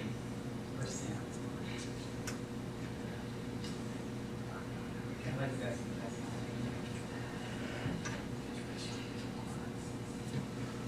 I really hate to do any of it, but I know Well, I know. it's necessary. I know, none of us want You say, what did you say, I'm sorry, Mayor, you said, which structure were you talking about when you said it'd be about 4.5 across the board? Is that? if you applied 2% to the lower band, 4.5 to the upper, and 6 to the higher band. And you say 2%. 2% to the low band, 4.5 to the middle, and 6 to the. And that, That about averages out to, because if you notice that chart, most of the biggest chunk of our revenues come from the in-town medium users. I think there's 800 some. that's about 20, it's, my crude math here, that's about 19,000 for water. Does that sound right? 4.5 over what we have. 4.5% increase. I mean, in addition, over and above what you've got there now, more than the 3? Yeah, probably, it's probably not that much more than that. No, I wasn't saying it's good or bad.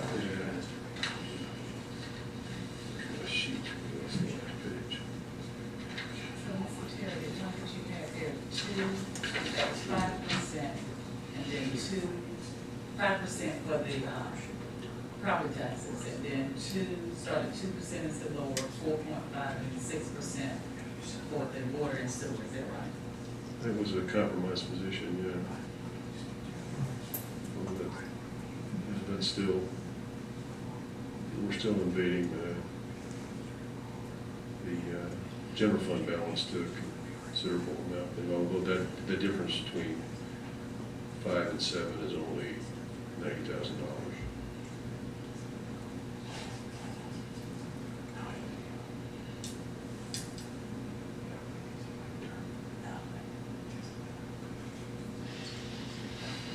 I'm thinking 2015, not only do we have net reduction, but we also should have significant more revenue coming in by then, so. like, From what source you anticipate? I think we'll start seeing some things from Chapel Park. Not for 3 to 4 or 5 years. Impression they're gonna start pretty quickly on the medical. And that's going to be it, because we don't have any sewer. 45,000. We can give them a little more sewer capacity, but it's not dramatic, Well, and we may have more than that. or less if we don't find that leak in the sewer system. Well,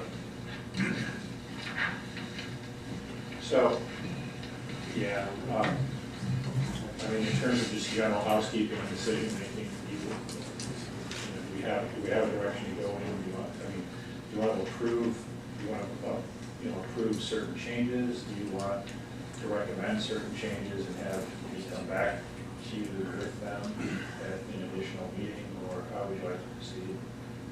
I think what I would like to do is I'd like for the board to give you a tax rate increase and a water and sewer fund increase, and then let you run the numbers and bring back a budget and show us what that means. And then I could be ready to adopt that at a special meeting for June 30th. Yeah. Well, Is that Monday? Mr. Grubeck, Is that Monday? on the spreadsheet here, could you quickly just, on a $200,000 home, we can do it later.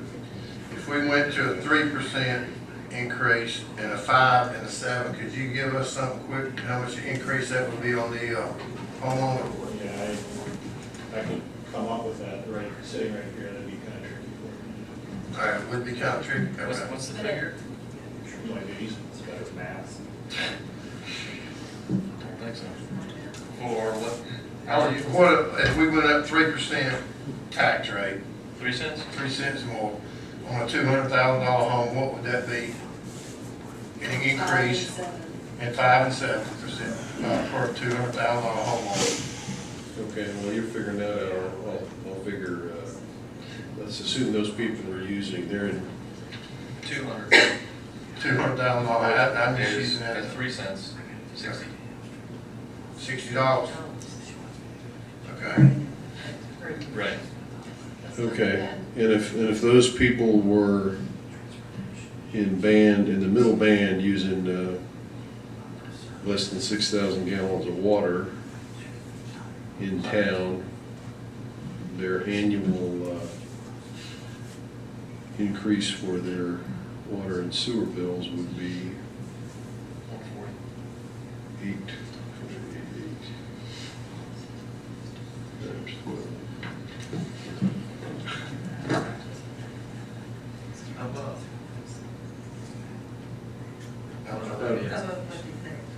Yeah, that'd be about 100. They'd be paying $106. They'd be paying about $9 a month more, or about $106 a year more. On the water rate. On water and sewer rates, and that's at 6%.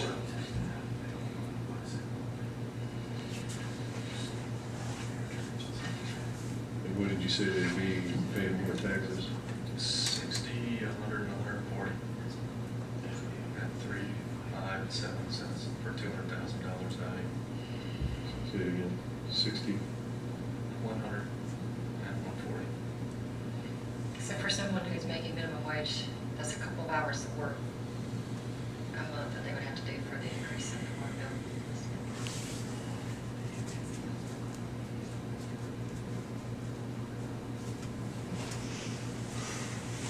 Well, minimum wage is 1 hour. Yeah, by the time we take out taxes. Yeah.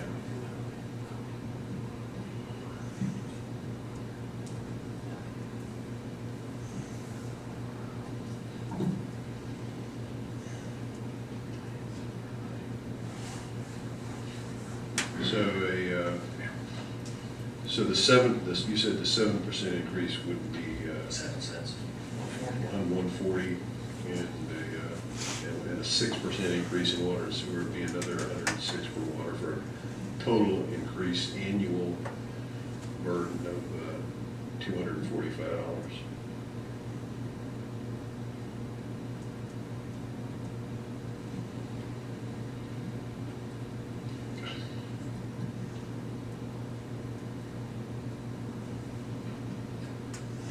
Or about $20 a month.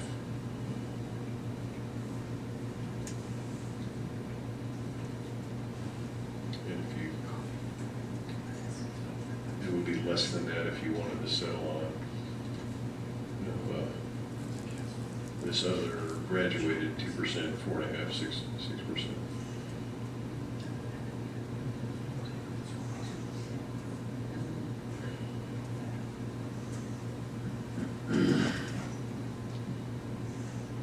To make that simpler, it'd probably be just go 246.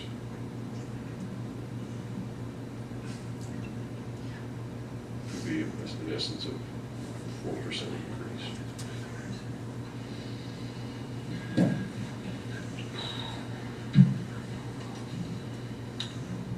Okay, so let's see if we can bring this to a conclusion. I didn't hear any appetite for a 6% increase in water and sewer, but, so let's just take these one at a time. Who can support 7% or 7 cents on the tax rate and graduated 4% in the water and sewer? I mean, we have it, or think we can go that high? Go ahead. Just 4%. Yeah, but it would be 2.4, it would be graduated 2.46. Oh, okay. And the annual, the monthly impact to the average homeowner middle would be less than $20.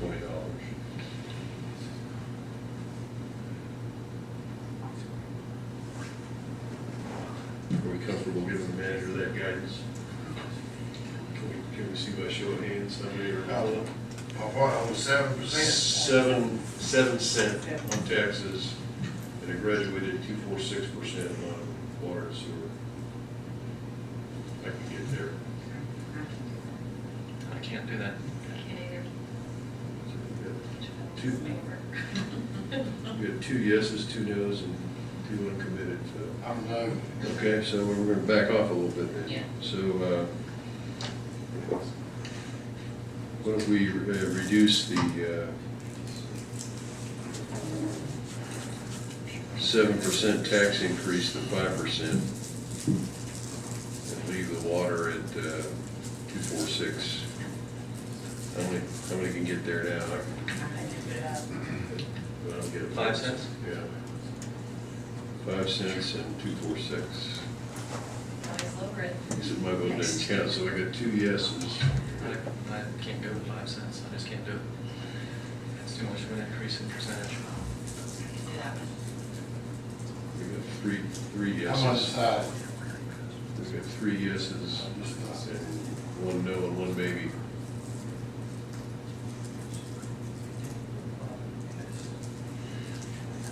Which are More than a 10%.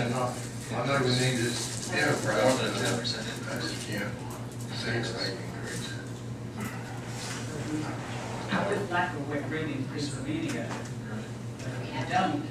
But the ad valorem tax for me is, I mean, I keep the idea of increasing the water, and we all pretty much figured out last week that it's looks like we can go back to the water and towards the property taxes, which were up here in the early 2000s, and have done that, and feel better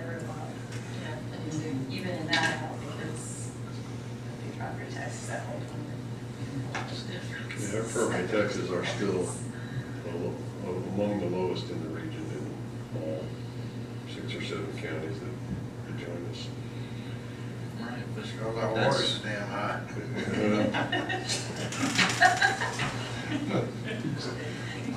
but that fund is not really suffering.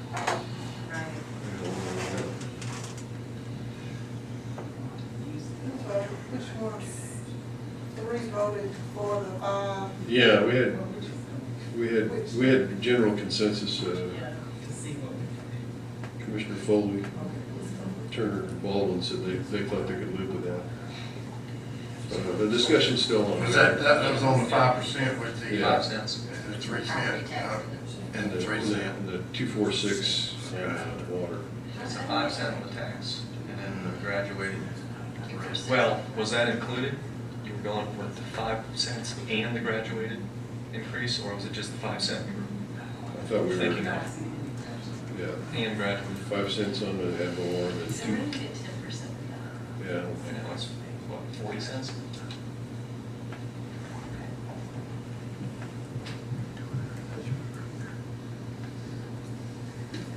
So now we're getting the monthly impact on the homeowner down around $17 or something like that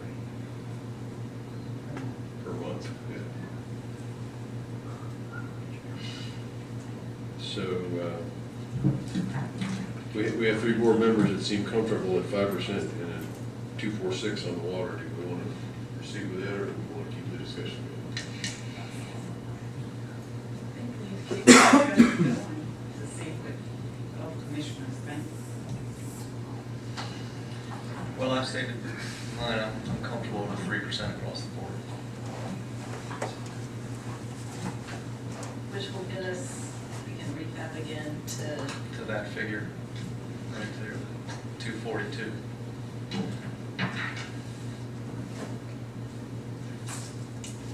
Thought that was the, But That's a good one. it'll get you 242 donated to the enterprise fund from the general fund, but then that next figure that's a zero below, you've got to increase that by Okay.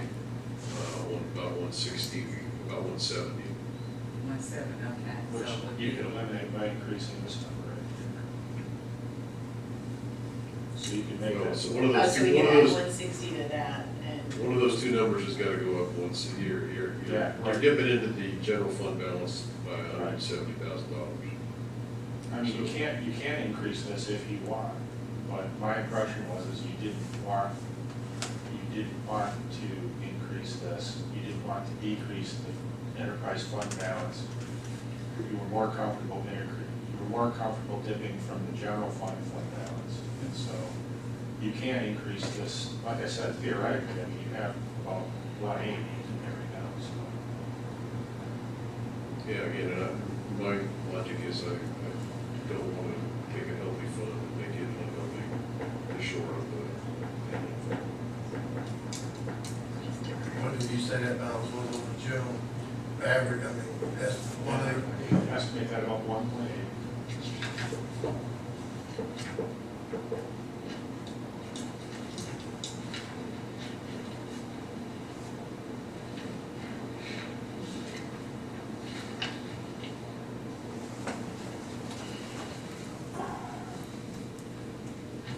So this figure 242 is just representative of the 3% increase in rates, regardless of tax. Yeah, if that 3%, like I said, and I could add more science to that, but that 3% was really just to smooth out a graduated rate across the board, and so that's where I came up with these water charges right here. And yeah, that created a need for a short, I mean, obviously, That's 3%. more water and sewer revenue, the Right. lower this number is.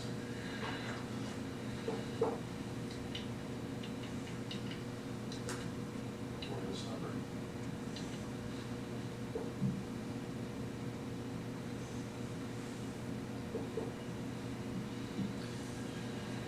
Yeah, I'm sympathetic to Commissioner Fiogo's concerns about trying to do this gradually, but I think the dilemma is that we didn't get into this trouble gradually.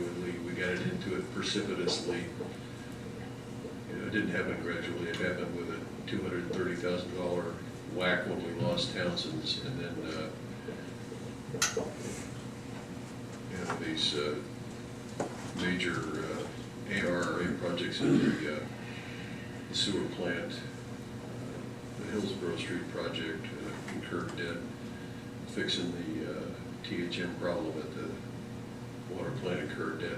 None of that happened gradually, it all happened precipitously, so trying to gradually fix a problem that showed up on our doorstep virtually overnight may not be a strategy that is going to get us to our goal. I think, I know the part I struggle with is that most of the families I know have not gotten a pay raise since the recession.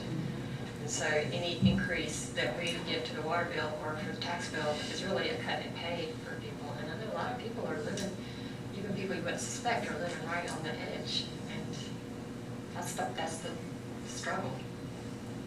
I definitely agree with that, and also with what Mr. Terry was saying earlier about the considering that we're not paying full price for the water that we're getting, and I agree with you, but people look at every other municipality around here and go, why is our water so high? And we can take the time to explain to them what you explained, and it makes sense, but individually, when people come up to you and go, our water's high again, and you're raising water again. But, I mean, I hear it every month. yeah. My wife faced that, but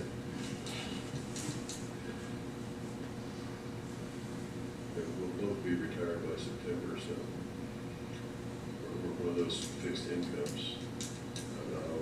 My fixed income's a lot higher than some people's fixed incomes because I'm getting the federal retirement. I'm a Social Security guy, so I get it.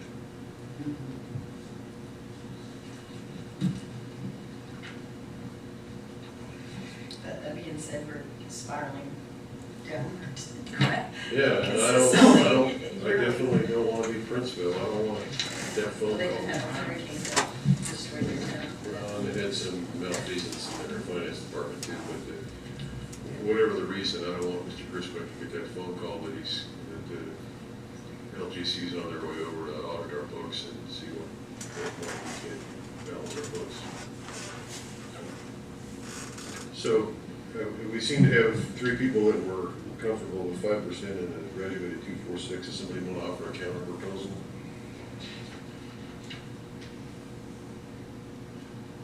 Offer you or not? Mine could be what I've been saying. What's 3 and 3? 3-cent raise in ad valorem taxes and 3% increase in water and sewer rates. That does not affect the base rate. It's just the usage rate that we're talking about. So that would be my proposal. And those numbers for enterprise look the same, and essentially we'd be increasing, instead of generating revenue from tax increases, we would be generating revenue from the fund balance appropriation in the general fund, which is at about 1.8, which is relatively healthy. So I think it puts the expenditure in the appropriate category. And I think we're doing I think we're being very responsible in trying to protect our enterprise fund and doing it in this way with the event horizon in the future of 2016 that the debt, the carry that the town is presently carrying with the enterprise fund is going to be greatly decreased by hundreds of thousands of dollars when there will be some relief in 2016. That's my perspective for gradually heading in this direction. So I think it's a good compromise. And when you say 3% for the water, that's not graduated, that's just 3% across the Yeah, board. yeah. What about 3% for the property tax and you graduated for the water? 246. If that's what it took to get it there, I could go there. Commissioner Farrell, what's your feelings on this?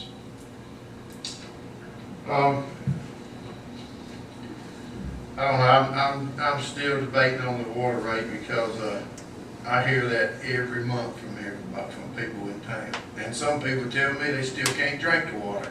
And, you know, we go up on water. So, that really, concerns me.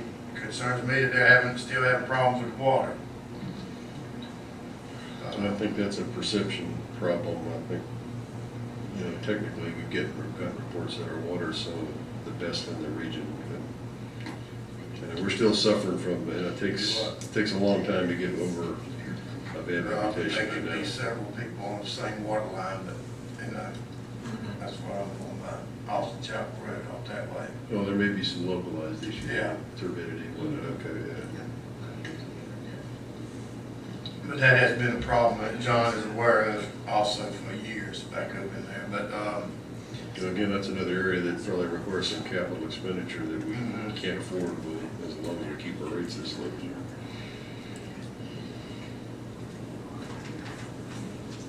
I don't know, I'm still.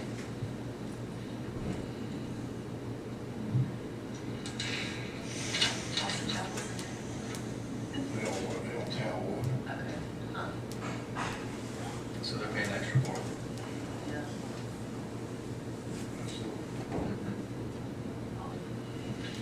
Commissioner Fiocco, can we talk you into 4% in 246? No. Okay. Can we talk you into 3% in 246 with a commitment to revisit water and sewer rates in December? We have had mid-year corrections before. That's a good compromise.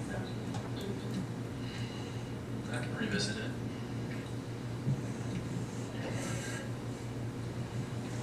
Commissioner Farrell. Is this a vote? We're getting close.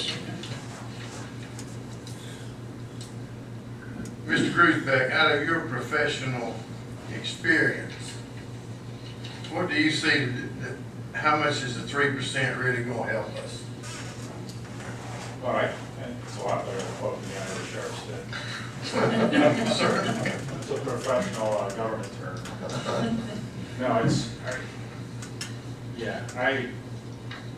this right here, we arrived at basically by 3%. Now, I can play with that, and that was my intention too, is I can play with that 3% across the board to make that graduated and somehow try to coax enough revenue from it, if that's doable, and if that's agreeable. I mean, I can try to coax enough revenue from a graduated scale to kind of equal out at 3% across the board, try to come up with the same sort of number.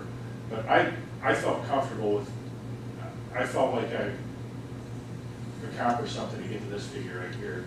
And I think you did too. Was it your figure or Mr. Terry's figure that stated the bulk of the revenue is coming from the mid-tier? Yeah, you can pick that up with this chart here. I think that might have been there. Yeah, that's, Okay. if you look at this chart, it shows you the number of customers. And that's 2 years old? Yeah. We don't have, I mean, the high tier customer isn't as prevalent with us because it's just not there. Right. We don't have an industrial, like you said, the chicken plant, wow, there was our high end user. If you look at this first column, number of water customers, you can see the number 868 is tier 2 inside of town. So that's where the biggest chunk is. Next one is tier 1 inside of town, and then tier 3 inside of town is the biggest. So lowering it on the first tier is not that expensive. Keep it the same, and then the third tier, you get your return because of the volumes that are spending. So there's not as many of them. If you make it, if you graduated, I did 369, but you can do 246. What's kind of on the table now. Well, let me, I think we're getting close to consensus here. Not everybody's going to be happy that we sell tomorrow when we do these kind of negotiations. But can I get a motion from somebody to, so we can actually vote on the proposition that we give the manager the direction to, see, the problem, one problem is, once you set a tax rate, it's set for a year, so that's not, we can't revisit that piece of it, but we could revisit the water and sewer rates subsequently. I personally think the 3% tax increase is too low, but I'm willing to, if the sense of the board is you want to compromise at that rate with a commitment to revisit water and sewer rates in December for an increase effective January 1st. I would entertain a motion to that effect. That's 3% tax increase and a 246% graduated water rate increase.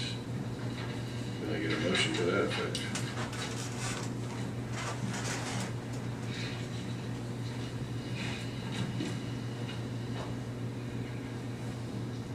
Or are we still discussing? Discussion is over again.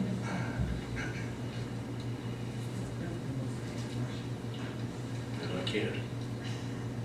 Well, I'll make the motion. No, Oh, go ahead, I'm sorry. I'm just kind of, I guess I'm stuck between this 3 and 5% on this tax rate. Is 3 gonna get us anything? What is 4 gonna do for us, Nothing, it's not gonna get us anywhere. It's not gonna get us where we need to be, but we're gonna, no matter what we raise taxes, we're gonna hear about it. And what I want to be able to say is that we took a balanced approach.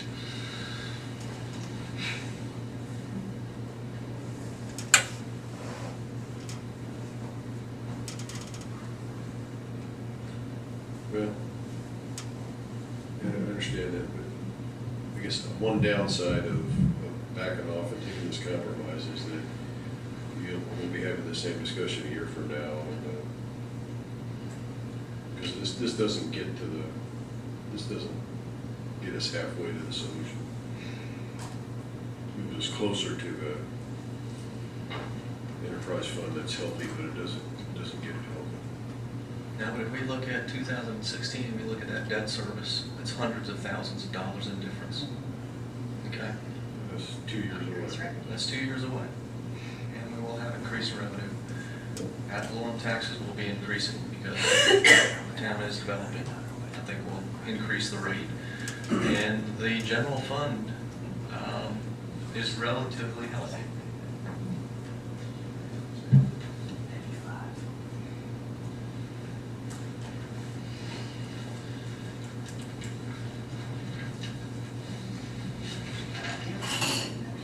I'd like to make a motion to increase taxes by 3%. 3 cents? 3 cents, I'm sorry, 3 cents. And increase in water and sewer rates of tier 2, 4, 6. Gradually. Do I get a second? Second. Okay, been moved and seconded that we settle on a tax increase of 3%.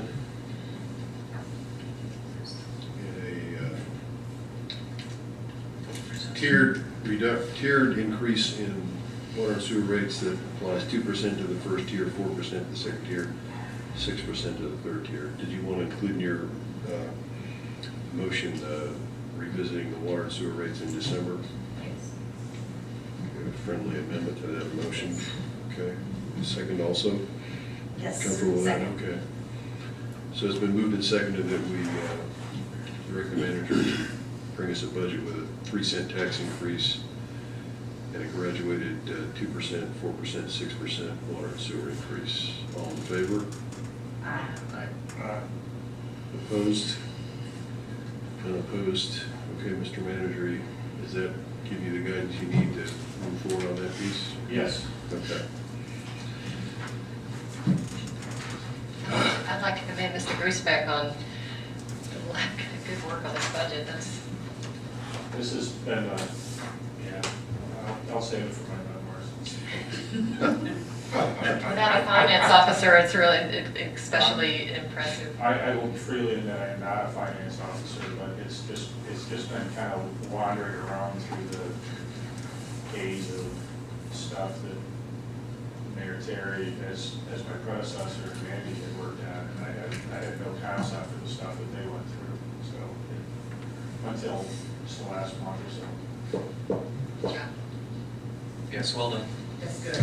It's a good job. So what more do you need from us to get to a finish line here? We talked about, so you've done what we asked you to do about shifting salaries from enterprise fund to general fund.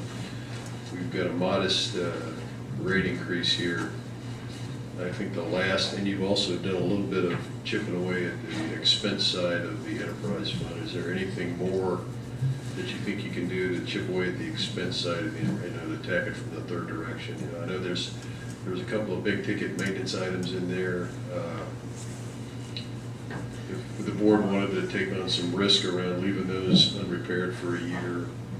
Yeah, I wouldn't, I'd be really reluctant to recommend additional cuts, particularly on the enterprise fund side, because the stuff that they have left out there, the wastewater plant, they're talking about, that inflow hardware replacement is stuff that's been there for years, that's got to be replaced. And Mr. Pickett is talking about a SCADA system which would help our responses, not only on a day-to-day basis, particularly, this is where the rubber always hits the road with me, particularly in an emergency situation, he's notified that much quicker with the new, basically with the new remote notification system. Okay. So I'm hesitant to start cutting more. I mean, I could come up with a couple of small things, but I don't know anything that's going to make it done at this point. Okay. I think the biggest question is timeline-wise. What do you guys think? We have to have the document approved by the end of the month. So. Well, we need one more special meeting. It can be fairly short if you're able to crunch the numbers and prepare the final document, get it in our hands, so we can have a special meeting any day that you want it. Whatever works for you guys, I can be ready. I mean, at this point, we're near the finish line. I can wrap it up. So it's really a question of when you guys How many days do you need to get this done? you want to give me 2 days. Be optimal. Do we want to try something Thursday or Friday? Who can do it Thursday or Friday? Or do you want to just? Friday would be really difficult for me. Thursday is much better. We can do Thursday. First is good, Can you get your notice out in time for Thursday? Let's see, Thursday, July, not July, yes, we'll go on a month, yeah. Come on, January.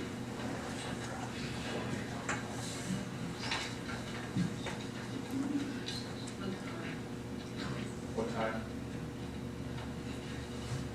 You want to do something earlier than 7 or? Maybe anytime on Thursday, whenever everybody else is open.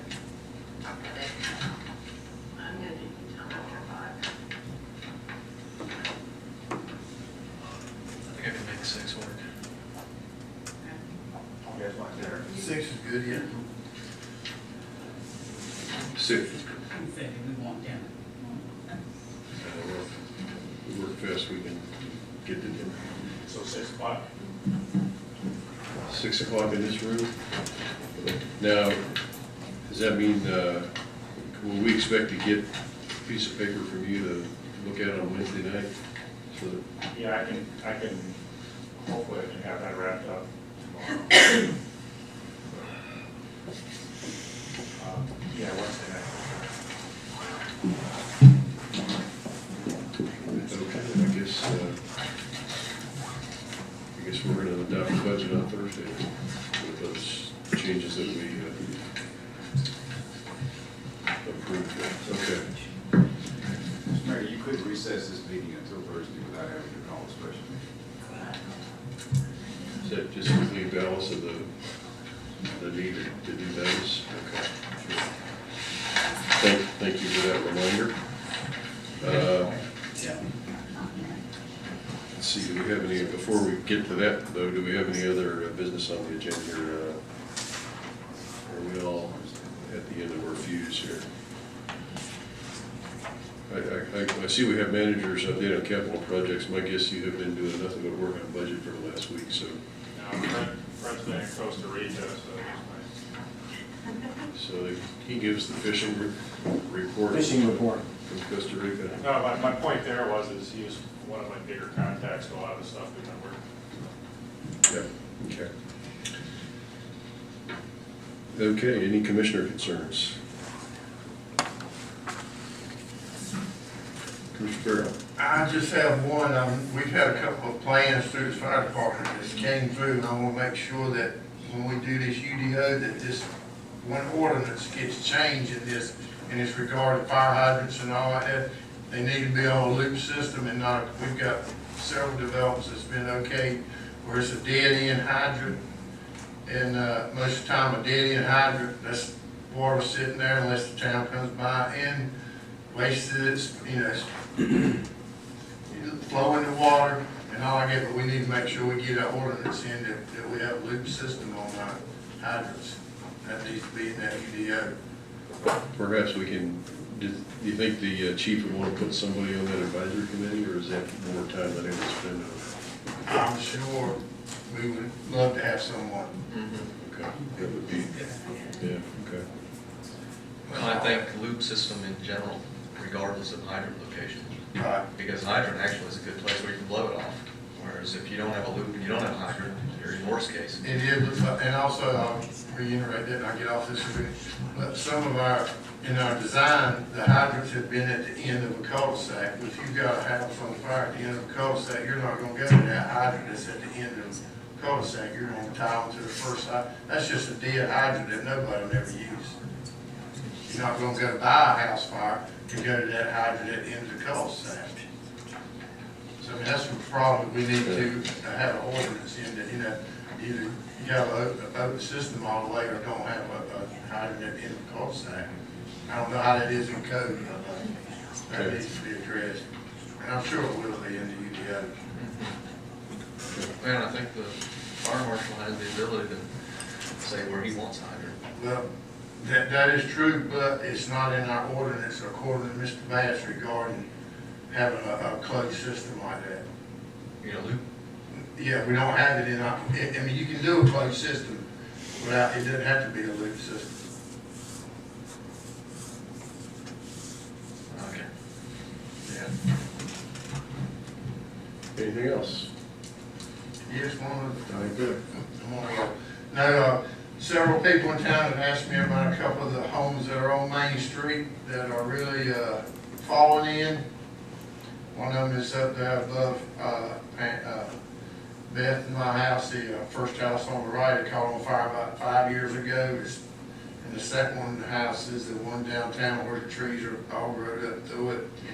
And I understand it's some family problems with that. It's some deed to the back, but I have been trying to check into that. But I didn't know if we had any kind of demo or demolition or property or something like that when it gets vacant and stagnant like that.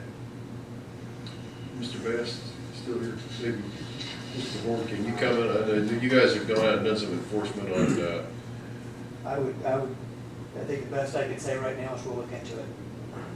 I don't know offhand. We did some demos back behind the fire station. We worked with the county to get those buildings condemned some time ago, but I'm not sure what it would take. I think if Mr. Horn would get Mr. Bass to get in touch with you, he could address, because I know we have, in the past, we have done sent out some compliance letters with people that had like junk cars in their yard, and so we have some authority to address certain issues that I'm not sure this is going to be exactly one of those. And there was a post on the Facebook page about it too, about the Yeah. gray house downtown. Yeah, so. Could you have Stuart get in touch I'll with send you Commissioner a Farrell? right now.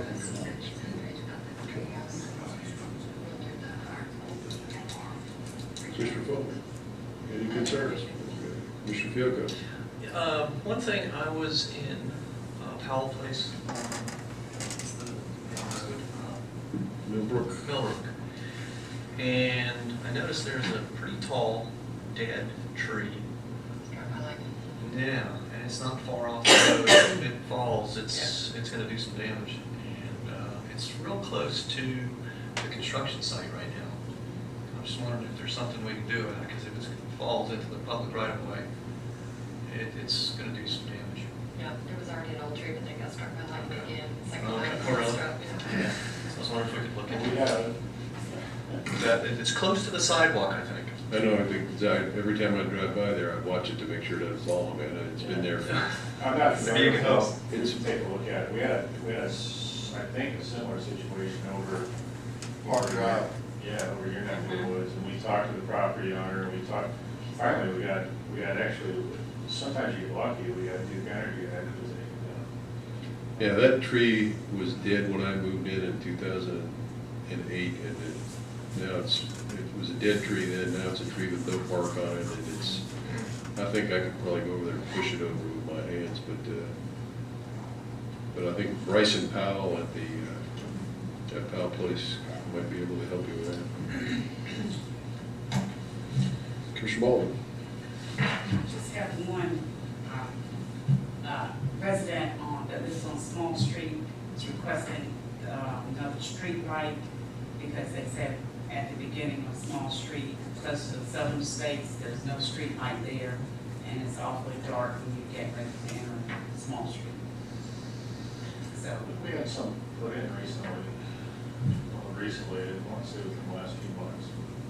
But this is where exactly? they're asking for one where Southern States is, when you first enter, well, when you pass the last part of Southern States on the left, before you get to that first residence, that's where they're asking for one, because they said when you first enter Small Street, it's very dark. Okay. So is that something that we would request Duke Energy to put up? Yeah. And then they charge us $50 a month or something per light. I forget what it is. Yeah, and it depends, yeah, how it can be powered up and what they have to do. Yeah, we can see. Just look at it. They charge people, I know I lived in Montgomery, they charged me $10 to have a light. If it wasn't the brick, it was in there from the street.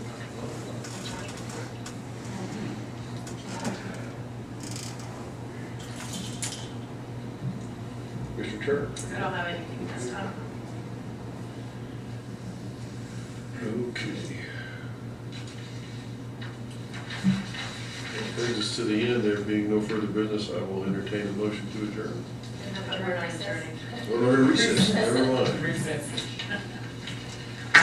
A motion to recess till Thursday at 6 p.m. Second. All in favor of recess? Aye. Opposed? We're recessed till Thursday. Thank you for the reminder. Always love recess. We get to play until Thursday, right? Ain't better work, sorry, we're in the middle of it.